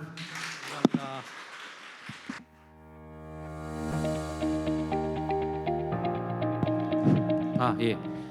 네. 큰 그림을 사실 그리는 작업이 매우 필요한데 그걸 보여주셨던 것 같아요. 그 속에서 우리 생성형 AI가 지금 어디를 향해 가고 있는지 또 어떤 부분이 되게 중요한 질문인지 짚어주신 것 같습니다. 다음 연사는 차경진 교수님이신데요. 우리 첫 지금 심포지엄의 주제가 생성형 AI, 챗GPT와 교육혁명입니다. 이제 우리가 다 대학에 있고 또 교육에 관심이 많고 그래서 교육의 이 단면이 어떻게 변할 것인가, 어떤 충격을 우리가 받고 변할 것인가, 또 어떤 걸 고려해야 되는가 이런 질문들이 굉장히 중요한 질문인데 우리가 늘 학교에 있으니까요. 그 질문에 대해서 가장 좋은 표준적인 물음과 질문 대답들을 해주실 분이라고 생각합니다. 우리 차경진 교수님은 지금 한양대 경영대학에 계시고요. 그리고 최근에 데이터 사이언티스트입니다. 그리고 최근에 데이터로 경험을 디자인하라라고 하는 베스트셀러 쓰셨고 지금 사실 수많은 기업들에서 가장 섭외 1순위로 저 자문역을 하고 계십니다. 그래서 오늘 챗GPT가 교육에 어떤 영향을 줄 것인지 그 문제를 가지고 본격적으로 말씀해 주시겠습니다. 우리 차은희 교수님 박수로 환영하겠습니다. 안녕하세요. 한양대학교에서 왔습니다. 차경지입니다. 오늘 앞에 너무 멋진 분들이 사실 챗GPT에 대해서 쉽게 풀어주시고 인류 문명사적으로 저렇게 풀어낼 수 있구나 너무 놀라웠는데요. 사실 저는 어떻게 보면은 너무 가볍게 이야기를 할 수 있지 않을까라는 생각이 들 정도로 좀 걱정은 되는데 저는 경영학자로서 실제 이 생성 AI가 비즈니스에 어떤 문제를 풀 수 있고 달라지는 비즈니스는 어떻게 될 것 같은지 저의 시각으로 좀 말씀을 드려볼 수 있을 것 같고요. 그렇다면 우리가 대학에서 어떤 역량을 우리 학생들에게, 우리 아이들에게 가르쳐야 될지를 제가 이번 학기에 우리 학생들과 경험한 것들을 공유하면서 한번 설명드려 볼 수 있을 것 같습니다. 간단하게 챗GPT에 대한 이야기는 앞에서 많이 해주셨기 때문에 잠깐만 건드릴 건데요. 자꾸 사람들이 챗GPT만 있는 줄 알더라고요. 카카오도 생성 AI를 만들고요. 네이버, 클로바도 생성 AI를 만들고 7월에 이제 검색 엔진에 붙여서 또 런칭을 준비하고 있습니다. 챗GPT에 엄청나게 많이 뜨고 있는데 저는 이런 생각이 들더라고요. 실제 이게 예를 들면 고객 경험의 문제, 새로운 우리 비즈니스 현장의 문제를 어떻게 연결할 수 있을까 그런 것들을 고민하고 실험하고 프로젝트를 좀 진행하고 있는 것들이 있는데요. 이에 앞서서 사실 많은 사람들이 이런 질문을 하십니다. 과연 생성 AI가 검색 엔진을 대체할 수 있을까라는 이야기들을 많이 듣는데요. 저의 관점은 약간 반신반의예요. 왜냐하면 검색 엔진 같은 경우는요, 여러분, 우리가 뭔가 키워드를 누르면 여러 개의 옵션이 나오고 쭉 나오고 우리가 그걸 선택적으로 수용해서 우리 나름대로 지식을 컨텍스트라이징 시키고 지식을 발전시킬 수 있는 여지를 주는데 우린 거기에 익숙해져 있는데 챗GPT 같은 경우는 한 가지 관점만 논리적인 것처럼 계속 이야기를 하잖아요. 그래서 좋은 질문으로 딥다이브를 해야 되는 것들이 기존의 AI하고 소통하는 인터랙션 방법이 아니기 때문에 세상의 문제에 대해서는 보수적인 관점도 있고 긍정적인 관점도 있는데 한 가지 관점으로만 자꾸 편향된 정보를 주면 오히려 사람들이 그걸 맹목적으로 수용할 수 있을까라는 생각이 좀 저는 요즘 쓰면서 더 들고 있습니다. 오히려 코파일럿처럼 그냥 검색 엔진 옆에서 검색 엔진을 더 잘 빠르게 효율적으로 요약해서 현재의 페이지를 잘 보여줄 수 있는 요약은 굉장히 잘하거든요. 이제 그런 것들로 가지 않을까라는 생각을 하는데 그보다도 비즈니스적 관점으로 가장 많이 바뀔 영역은 저는 이커머스라고 봅니다. 여러분 보통 우리 노트북 쇼핑할 때 제품 중심적으로 클릭을 해야 됩니다. 네이버 쇼핑에 가면 그러면 몇 인치고 램은 8기가여야 되고 뭐 CPU는 어떻게 해야 되고 제조사는 어디여야 되고 이렇게 클릭하면 쭉 랭킹별로 나와요. 그걸 보고서 그 쇼핑을 하려면 어느 정도 노트북에 대해서 좀 알아야 됩니다. 스펙을. 근데 지금은 컨텍스트 기반의 이커머스가 가능해질 것 같아요. 예를 들면 이번 학기에 차 교수님의 파이썬 프로그래밍 수업 이런 걸 듣는데 나는 돈이 150만 원밖에 없거든? 추천해줘봐. 라고 하면 고객 중심적인 맥락적 기반의 쇼핑이 가능해진다는 면에서 저는 이커머스는 좀 큰 발전들이 있고 실제 기업들이 그런 것들을 고민하고 있습니다.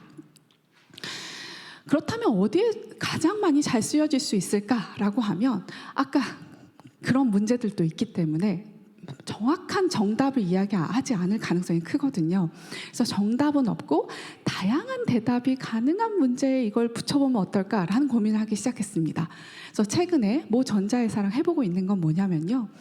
냉장고를 푸드 스타일러의 경험 디자인을 하고 있거든요.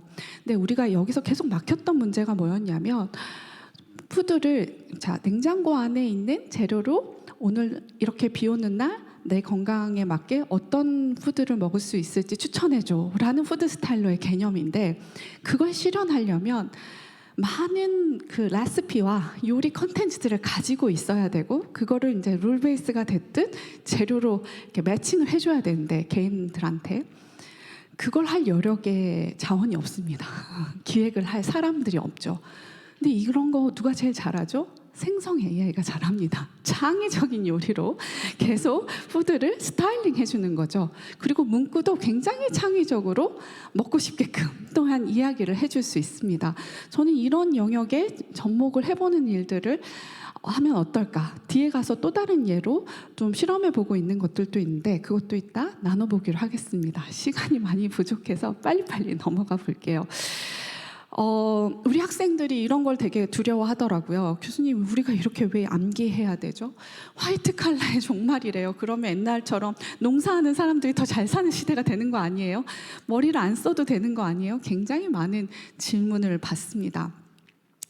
여러분들은 어떻게 생각하시나요? 여러분, 요즘 제가 저희 한양대 병원장님이랑 이 대화를 하면서 느끼게 됐는데 이 병원들도 이런 고민을 합니다.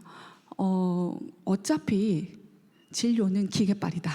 그러면 어떤 좋은 환자에 대한 경험으로 다가갈 수 있느냐, 그런 역량을 우리 의사들도 키워야 된다. 그래서 그런 역량들을 개발하고 환자의 경험을 극대화할 수 있는 것들에 대한 뇌를 과거의 의사들은 안 썼는데 지금은 좀 해보려고 새로운 역량 개발을 해보려는 노력들을 좀 들어보게 됐었는데요. 또 챗GPT에 대해서 최근에 제가 기업들을 다녀보면 이런 말씀 많이 하세요. 환자 경험도 좋고 고객 경험도 좋은데 그런 좋은 CX와 좋은 의사 진료를 할 수 있는 분들을 잡아놓을 좋은 직원 경험이 더 중요한 것 같아요. 이렇게 말씀하시는 분들이 많아요. 디지털 세대들은 뽑아놓으면 다 좋은 인재들이 자꾸 빠져나간다는 거죠.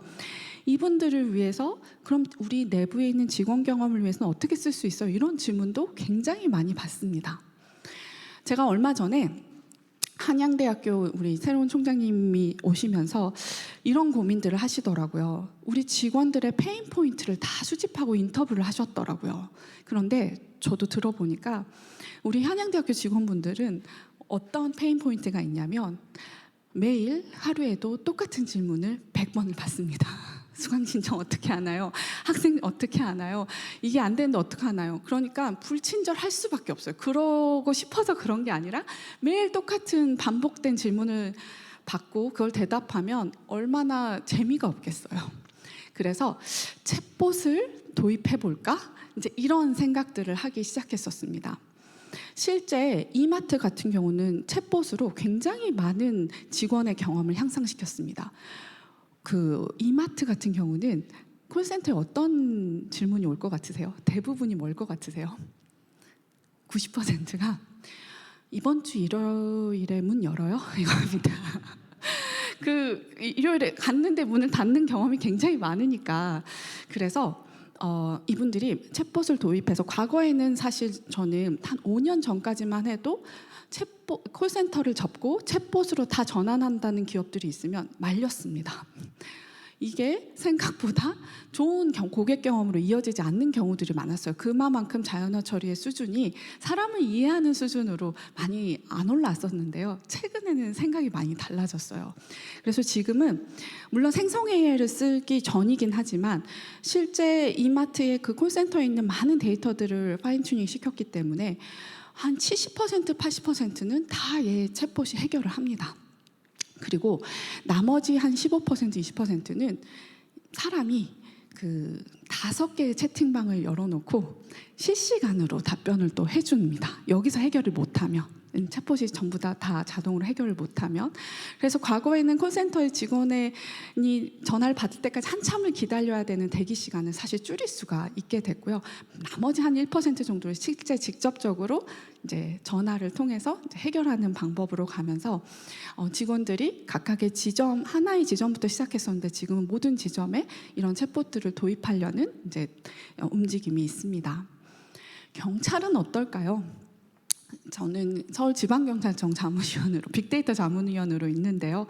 이분들은 어떤 일을 하시냐면 112에 전화가 오잖아요. 그러면 이걸 가지고 판단을 해서 요약을 해서 시스템에 집어넣어야 되고요. 이게 코드 블루의 상황인지 어떤 상황인지를 이 사람이 주관적으로 판단합니다. 근데 사실 이런 거 누가 제일 잘하죠? 특히 아까도 제가 비기닝에 말씀드렸던 것처럼 요약을 제일 잘하잖아요.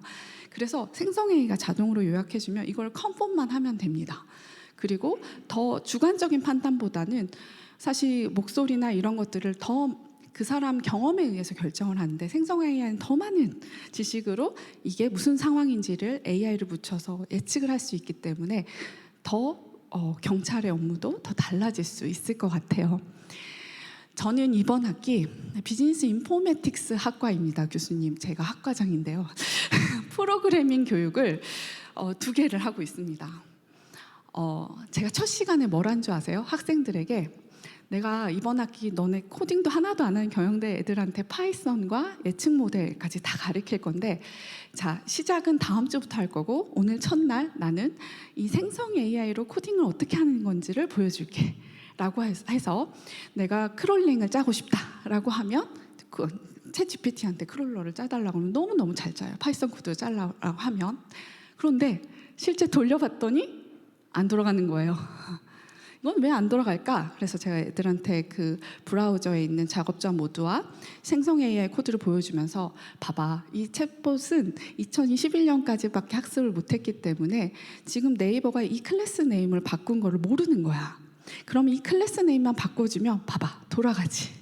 이런 것들을 보여줍니다. 생성 AI도 진짜 빠르게 잘 쓰고 싶으면 너네가 코드를 어느 정도는 알아야 돼. 리터러시가 없으면, 아무 전문 지식도 없으면 코드를 자동으로 짜주는 거를, 이걸 더 창의적인 방법으로, 더 좋은 방법으로 활용할 수 있는 기회조차 못 얻는 거야. 이렇게 시작을 합니다. 그리고 코드의 수준이 챗GPT로 시작하니까 애들의 코드의 수준이 달라졌어요. 전에는 제가 알려주는 방식의 논리로만 풀던 애들이 챗GPT를 활용해서 이 코드 저 코드 저 코드를 창의적으로 보고 나더니 더 좋은 코드를 만들어내요. 효율적이고 시간도 빨라지고.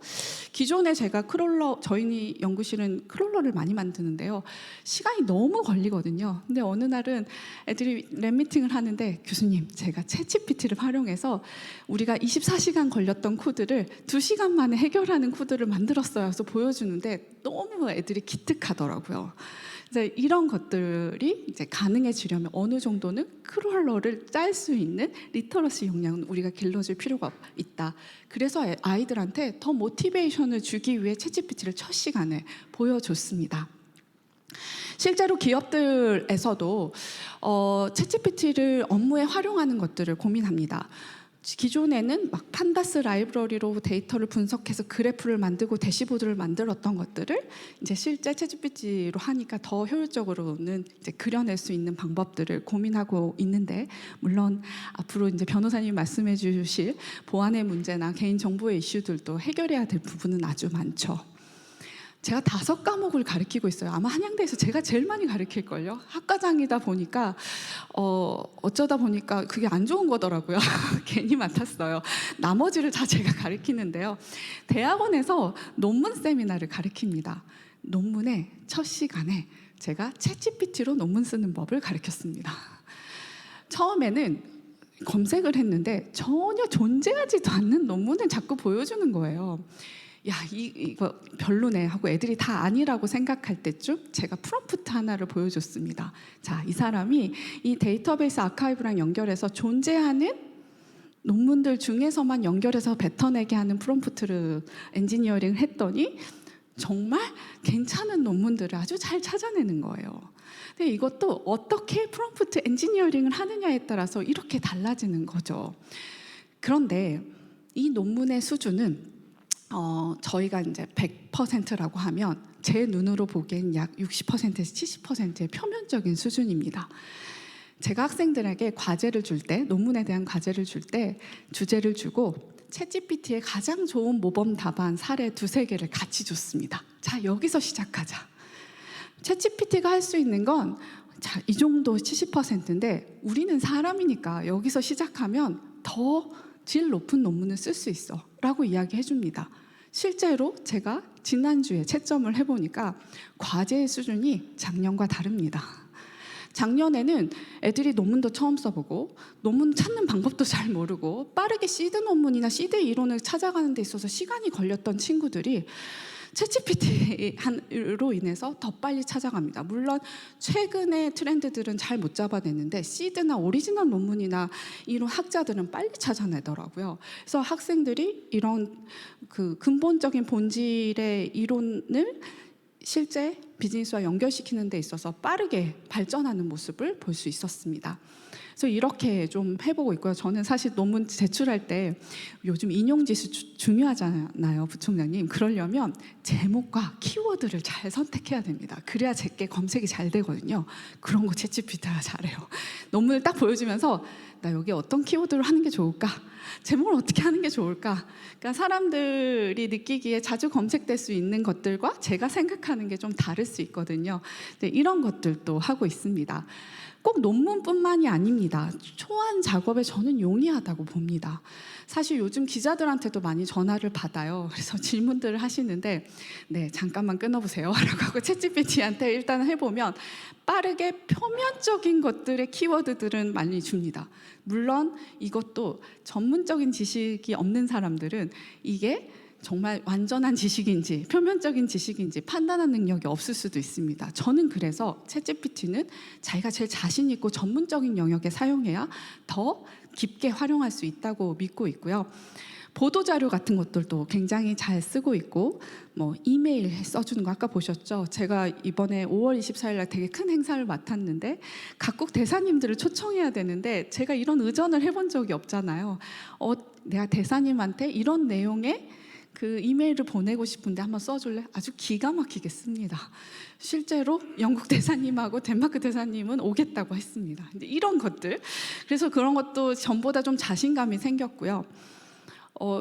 제가 어제 만났던 디지털 플랫폼 정보위원회도 생성 AI를 쓰겠다 이렇게 발표를 하셨더라고요. 근데 여기서 어떻게 활용하려고 하시냐면 여러분 공무원들은 어디에 시간을 많이 보내는지 아세요? 공문 만드는 데 시간을 많이 보냅니다. 내일 무슨 행사다 그러면 공문 만들고 보고하는 데 시간을 굉장히 많이 보내는데 그동안에 얼마나 많은 공문들이 많이 있었겠어요. 그렇죠? 이제 그거를 생성 AI한테 파인 튜닝 시키고 나 내일 어떤 행사가 있는데 공문 만들어 봐. 그러면 공문을 만들어내죠. 그래서 이런 영역들 물론 얘한테 모두 다 맡길 수는 없지만 초벌로 괜찮은 수준인 것 같습니다. 최근에 그 네이버 클로버 하정우 소장님 발표하는 걸 봤는데요. 그 더현대 같은 경우는 광고 문구를 기존엔 사람이 앉아서 했었어요. 그런데 하이퍼 클로버에 과거 더현대의 광고 문구를 파인 튜닝 시켜서 10,000개 정도 데이터를 파인 튜닝 시켜서 광고 문구를 이렇게 벚꽃 시즌에 어떻게 하면 좋을까? 우리가 이런 상품을 언급하고 싶은데 라고 하니까 굉장히 잘 만들어내더랍니다. 그래서 광고 시안이나 기획하는 데 있어서 굉장히 큰 도움을 받았다고 하고요. 그래서 저는 종합적으로 생각해 보면 인간의 생산성을 높이는 도구인 것 같아요.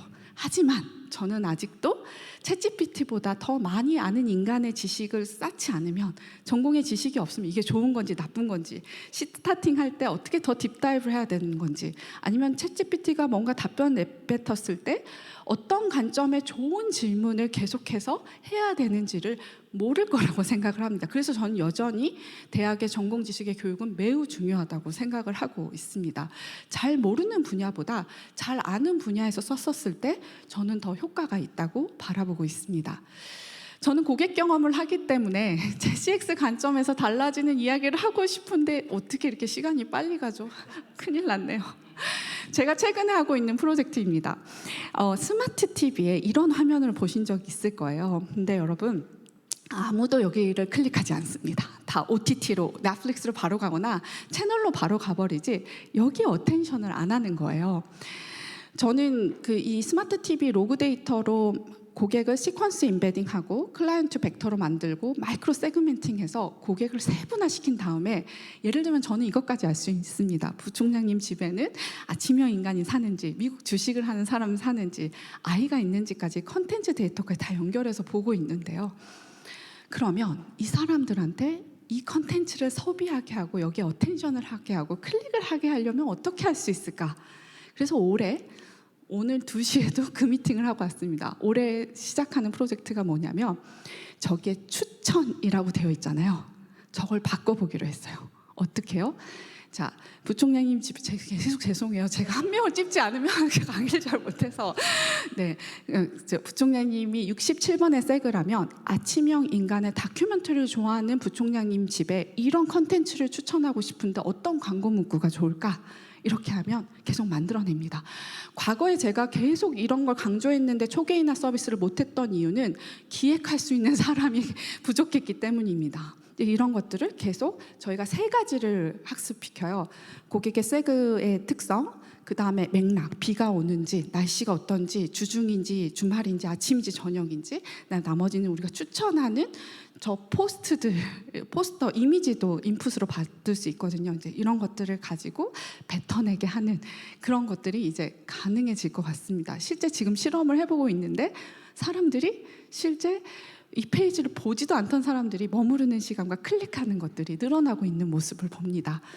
그래서 저는 실제 이렇게 비즈니스에 네, 다 넘어갈게요.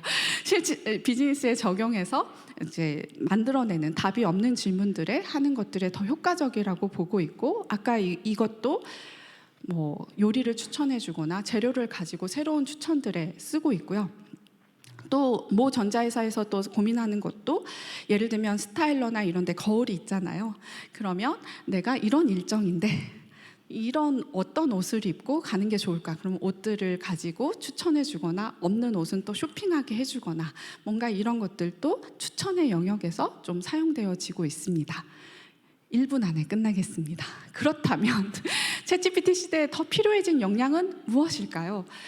저는 챗GPT가 제공하는 정보가 믿을만한 건지, 릴라이어빌리티 아까 중요해지신다고 하셨잖아요. 그러려면 우리가 전공 지식이 있어야 돼요. 추적하고 검증할 수 있는 능력들을 우리 학생들한테 심어줘야 될 것 같고요. 또 불필요한 정보는 지우고 필요한 정보는 창출하면서 하나의 문제와 현상에 대해서 다양한 각도로 질문하고 조율하고 거기서 지식을 발전시키는 역량들을 우리 학생들한테 훈련하게 해야 돼요. 그걸 안 하면 챗GPT를 무조건 대학에서 맡게 되면 계속 챗GPT 이야기하는 생성 AI에 대체될 수 있는 인간이 될 수밖에 없거든요. 이걸 제대로 활용하고 이걸로 인해서 더 나은 지식을 어떻게 발전시킬 수 있는지 이걸 계속 훈련하게 만들어야 될 것 같다는 생각이 듭니다. 그리고 마지막으로 아까 구 변호사님께서 앞으로 설명을 주시겠지만 이거에 대한 잠재적 악영향, 개인정보 보호, 보안의 이슈 이런 것들을 예측하고 진단해서 이를 예방하고 조치하는 책임감 또한 윤리적인 의식도 함께 심어줘야 될 것 같습니다.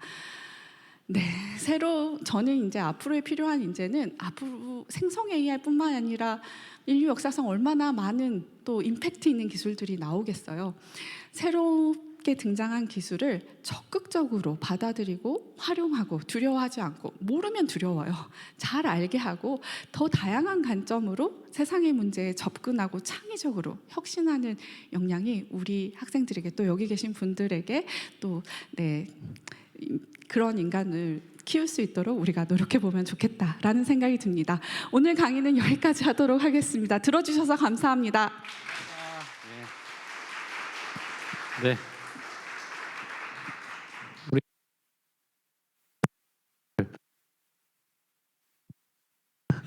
예, 제가 아주 기분이 좋아요. 제가 오늘 강의를 안 하기 때문에. 자, 다음 이제 마지막 연사 분이세요. 우리 이제 그 동안은 주로 이제 기술, 그 다음에 교육 쪽이었다면 이제 법적인 이슈가 아주 이제 첨예해졌지 않습니까? 지금 말씀하셨던 대로 개인정보 문제도 있고, 할루시네이션 문제도 있고 여러 가지 문제들이 있습니다. 그 표절의 문제도 있고요. 이 문제를 우리나라에서 적어도 우리나라에서 최고로 잘 다룰 수 있는 사람이 누구냐? 저는 전혀 주저하지 않고 이분을 떠올릴 수밖에 없습니다. 구태원 변호사님이신데요. 구태원 변호사님은 정말 멋진 책을 썼어요. 미래는 규제할 수 없다. 너무나 멋진 표현. 아마 챗GPT도 없었는데 제목이 아마 굉장히 팬시하게 나왔습니다. 지금 쓸 걸 그랬어요.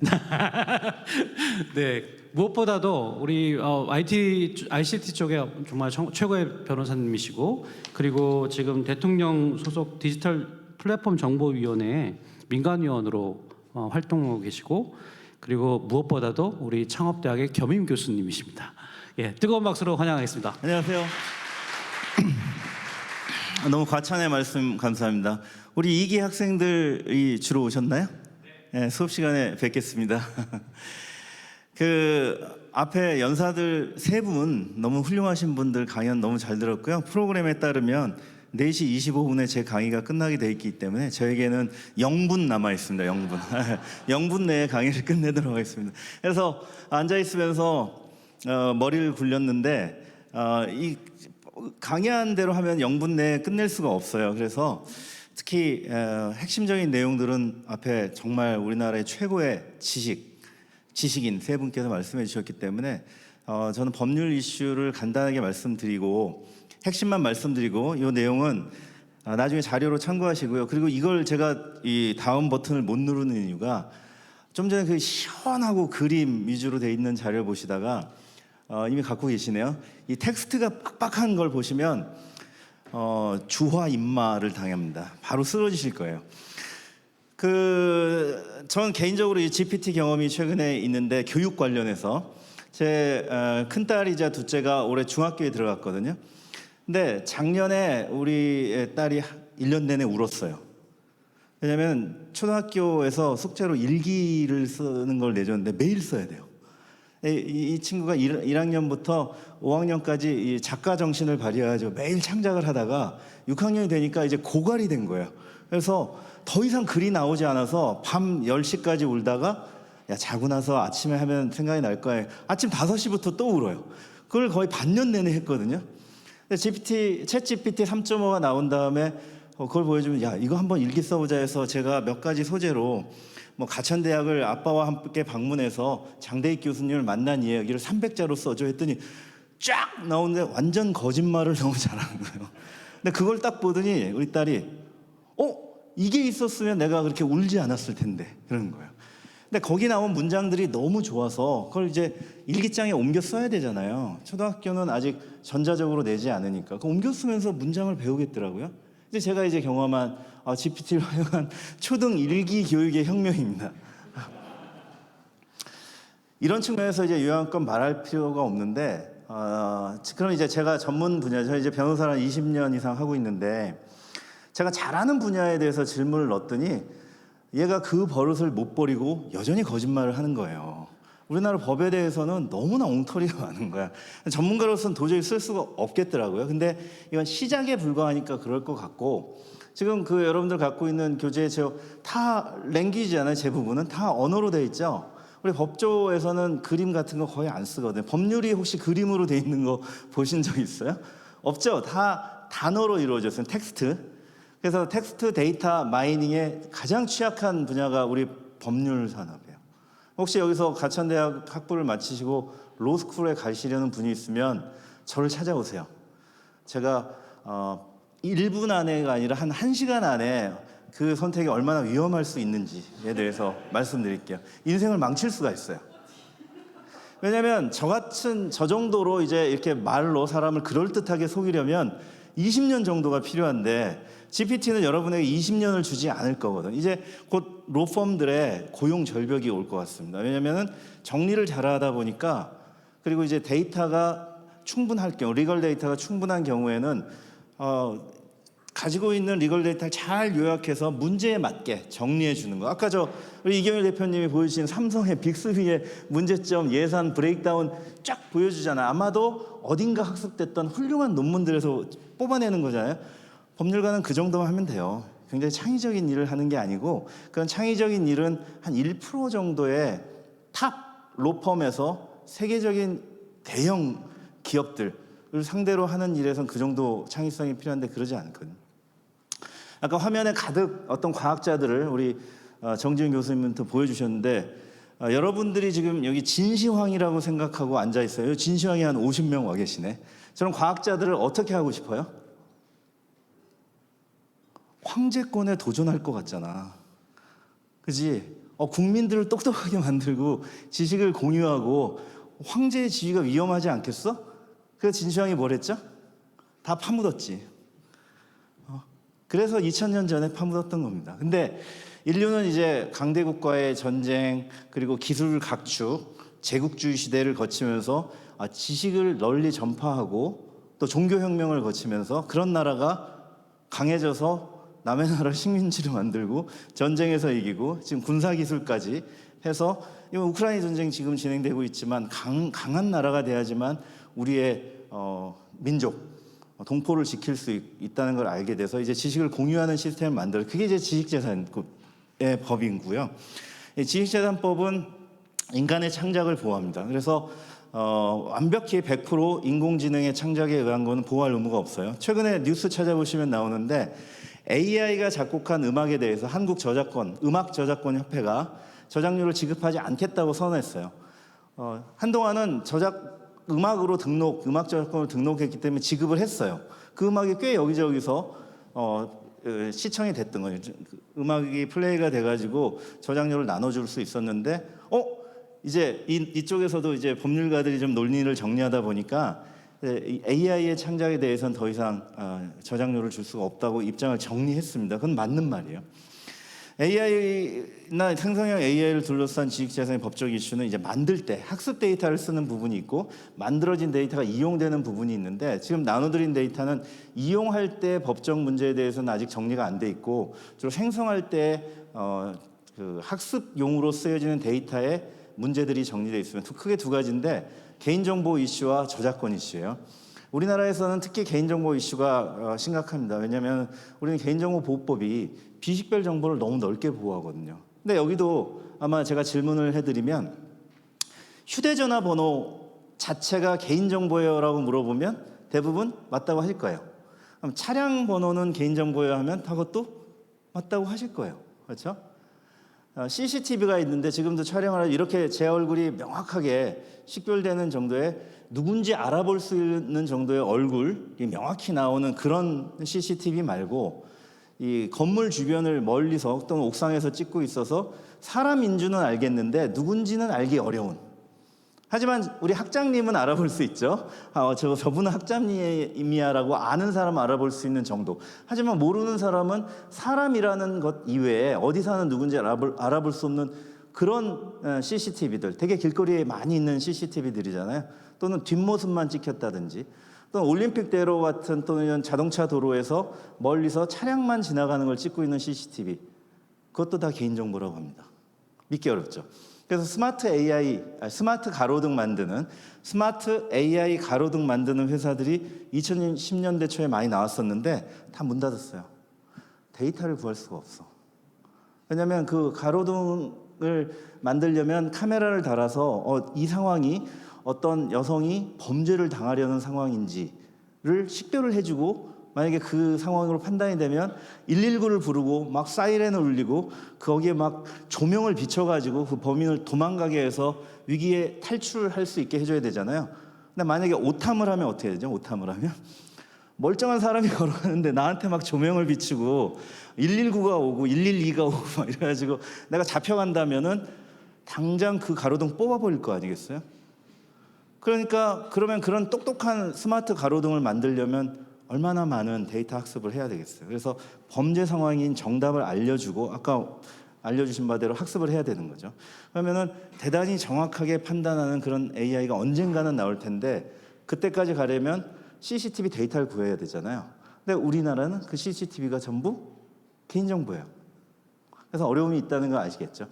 또 하나 이제 인터넷에서 마구 긁고 오는 그런 데이터에는 대부분 저작물이 들어있잖아요. 논문들 엄청나게 읽고 아까 보여준 그런 훌륭한 보고서를 생성하는 것도 훌륭한 누군가의 창작물을 학습해서 비슷하게 요약해가지고 마치 자기 것처럼 내놓는 것인데 이게 다 저작권 침해가 됩니다. 그러면 오픈 AI는 어떻게 했는지 비밀을 알려드리겠어요. 오픈 AI는 왜 똑같은데 미국에서는 되고 우리는 잘 안 나와? 우리는 일단 개인정보 보호법이 있어요. 미국은 개인정보를 보호하지 않고 소비자 정보와 프라이버시를 보호해요. 그래서 지금 한번 거기에 미국의 머그샷이라고 구글 지금 노트북 갖고 계신 분은 구글에다 영어로 MUGSHOT 머그샷이라고 쳐보세요. 뒤에 마이클 잭슨 붙이면 마이클 잭슨이 예전에 아동 성추행으로 체포됐을 때 얼굴이 나옵니다. 사진이 그냥 나요. 경찰서에 처음 체포됐을 때 항상 먼저 찍는 게 머그샷이라고 해서 줄자 옆에 서가지고 서 있는 사진이거든요. 여러분들 화면에 많이 봤죠? 한국에서는 그러면 개인정보라고 해서 언론이 보도 안 하고 이렇게 가려주잖아요.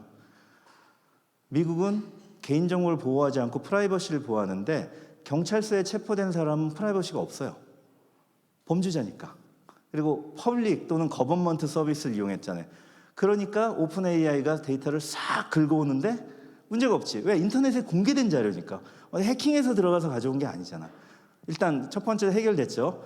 개인정보 문제는 미국에서 문제가 안 돼요. 그래서 다 긁어왔어요. 그런데 이태리는 다르거든.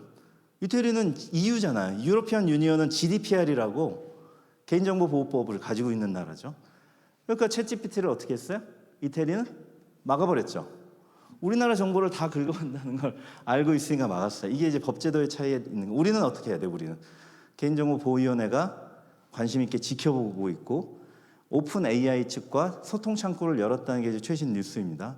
근데 함부로 막지 못할 것 같아요. 왜냐면은 대통령께서 GPT를 써보라고 공무원한테 얘기했거든. 이런 이슈들이 있기 전에 먼저 써보라고 했기 때문에 대통령이 쓰라고 했는데 막아버리기는 어렵겠죠. 근데 개인정보보호법 위반이 있는지는 볼 텐데 만약에 이제 그 검색한 결과를 이렇게 대화형으로 나누고 프롬프트를 정확히 하다 보면 어떤 정확한 어떤 사람에 대한 이야기들이 나오기 시작한다. 근데 그게 굉장히 어떤 공인이 아닌 개인에 관한 이야기다라고 하면 우리나라에서도 당장 동의 없이 개인정보를 수집해 갔다는 것이 이슈가 될 가능성이 있어요. 이게 첫 번째고. 두 번째는 자, 저작물들은 어떻게 오픈 AI는 극복했을까요? 미국도 똑같아요. 여러분들 영화 볼 때 FBI 워닝 나오는 영화 본 분 많죠? 미국 영화들은 다 FBI 워닝이 나오잖아요. FBI가 할 일 없어서 헐리우드 영화사들하고 MOU를 체결한 거 아니고 미국은 저작권 침해가 연방법입니다. 그래서 연방 수사국인 FBI가 수사권을 가지고 있어요.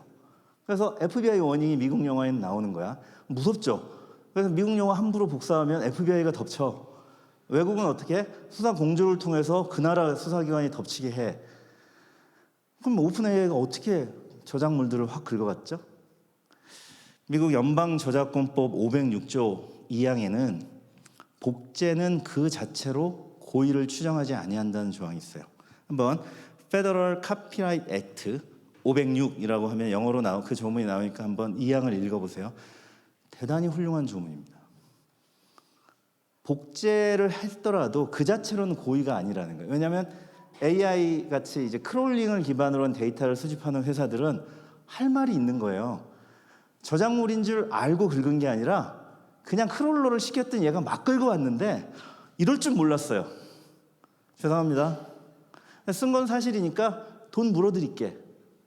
형사적인 문제가 아니라 민사적인 문제로 바뀌는 거예요. 이렇게 해서 해결하는 사례들이 많아요. 인터넷 역사에. 옛날에 MP3 음악, 냅스터, 그때는 이제 초기니까 당황해서 문 내렸지만 유튜브 옛날에 우리 왜 갔죠? 2010년대 초에? 거기에 불법 영화, 공연 이런 거 있어서 보러 갔거든요. 지금은 이제 광고 모델로 저작료를 나눠주는 모델로 안정화됐지만 초기에는 불법 저작물이 많았어요. 그런데 유저들이 올렸잖아요. 이렇게 직접 하지 않고 유저들이 올리거나 또 인터넷에서 크롤링하는 것은 그 서비스 제공자가 고의로 했다는 것이 그 자체로 추정되지 않기 때문에 고의로 했다는 걸 따져야 돼요. 그러면은 검사가 기소하는데 상당히 부담을 가지거든. 우리나라는 어떠냐? 우리는 복제 자체로 고의를 추정합니다. 그래서 소프트웨어 불법 복제 같은 경우 직원 하나가 설치하면 경찰서에서 나와서 그 직원 컴퓨터를 확인한 후에 대표이사를 기소하거든요. 그냥 시켰는지 안 시켰는지 묻지 않아요. 이렇게 규제 차이가 있어요. 그래서 그 내용들을 잘 정리해놨고요. 그래서 이 한 페이지로 마무리를 하려고 하는데 제가 설명은 다 드렸습니다. 자, 이 아까 진시황은 싫어할 이 좋은 기능, 우리 아이들의 교육 그리고 학문을 발전시킬 수 있고 이게 정말 아까 파인 튜닝 말고 어댑테이션이라고 하라고 이제 말씀은 둘 다 좋은 용어인 것 같고요. 이런 걸 반복하고 나면 정말 좋은 데 쓸 수 있잖아요. 이런 좋은 기술들을 만드는 과정에서 미국은 가지고 우리는 못 가지면 안 되잖아요. 근데 우리나라 법제도는 좀 험난하다. 그래서 방법은 있어요. 어떻게 해야 돼요? 방법은? 여기 뭐 이기 학생들 이제 생성형 AI 만들고 싶을 테니까 어떻게 해야 돼요? 몰래 하는 겁니다. 그냥 몰래 해요. 나한테 찾아오지 마. 그냥 몰래 하시고 경찰서에서 오라고 하면 그때 연락하세요. 그 방법이라는 게 여기 써 있는 얘기를 한 줄로 정리하는 거예요. 다만 국회에서 저작권법 개정안이 올라갔어요. 그래서 TDM, 데이터 마이닝을 위해서는 학습 데이터로 이용할 때에는 저작물을 읽을 수 있다라는 개정안이 지금 국회에 가 있는데 이게 3년째 통과되지 않고 있어요. 이게 국회가 이게 시급하지 않은 것 같아요. 근데 그 사이에 GPT가 나온 거야. 시급했지. 3년 전에 통과시켜 줬어야 우리도 안심하고 우리 창업가들이 데이터를 긁어올 수 있었는데 안 해주고 오늘도 논의 안 하고 계세요. 그래서 지금 우리가 또 실기하는 거 아닌가 어려움이 있고요. 개인정보보호법은 해결이 어렵습니다. 그래서 개인정보보호법은 비식별화를 잘 해야 되지만 여기 이루다 사건 얘기도 있는데 어려워요. 이루다도 혼났잖아요. 그런 문제들이 있는 환경이라는 걸 아시고 서버를 해외로 보내셔서 해외에서 긁으시고 한국 데이터는 가급적 긁지 말아야 된다라고 말을 드리고 싶은데 그럼 우리 데이터는 어떻게 하냐고. 다행히 이제 네이버, 클로바나 뭐 카카오가 한국어로 돼 있는 자료들을 빨리 읽어서 소위 말하는 우리나라 언어에서는 선점을 하겠다고 열심히 하고 계신데 마찬가지로 우리 창업가 여러분들도 실망하지 마시고 그렇게 한국어 기반으로 먼저 하시는 게 좋을 것 같아요.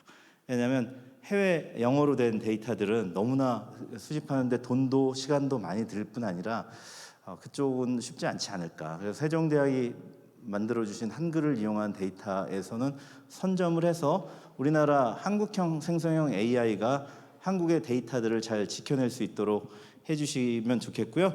저도 이제 말씀드린 여러 가지 위원회에서 많은 얘기를 하고 있는데 이 얘기 굉장히 집중적으로 요즘 얘기하고 있거든요. 규제도 빨리 개선돼서 몰래 하지 않고 당당하게 할 수 있도록 좀 바꾸도록 노력하겠습니다. 감사합니다.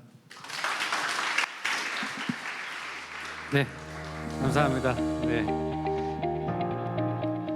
우리 그 생방송과 녹화가 된다는 걸 깜빡하시고 해외로 서버를 돌리시라고 그래가지고 제가 뜨끔했습니다. 이걸 어떻게? 네, 시간도 절약해 주시고 또 핵심을 또 정확하게 말씀해 주셔서 너무 감사하고요. 우리가 10분 한 8분 정도 쉬고 다시 모여서 이제는 이제 토론을 갖도록 하겠습니다. 그래서 10분 정도만 딜레이 된 거니까 되게 만족스럽습니다. 8분 정도 쉬시면서 저기 올라져 있는 거 여러분 드시면 돼요. 하나씩만 드시면 되니까 드시고 좀 화장실 갔다 오시다가 50분에 뵙도록 하겠습니다. 예, 감사합니다.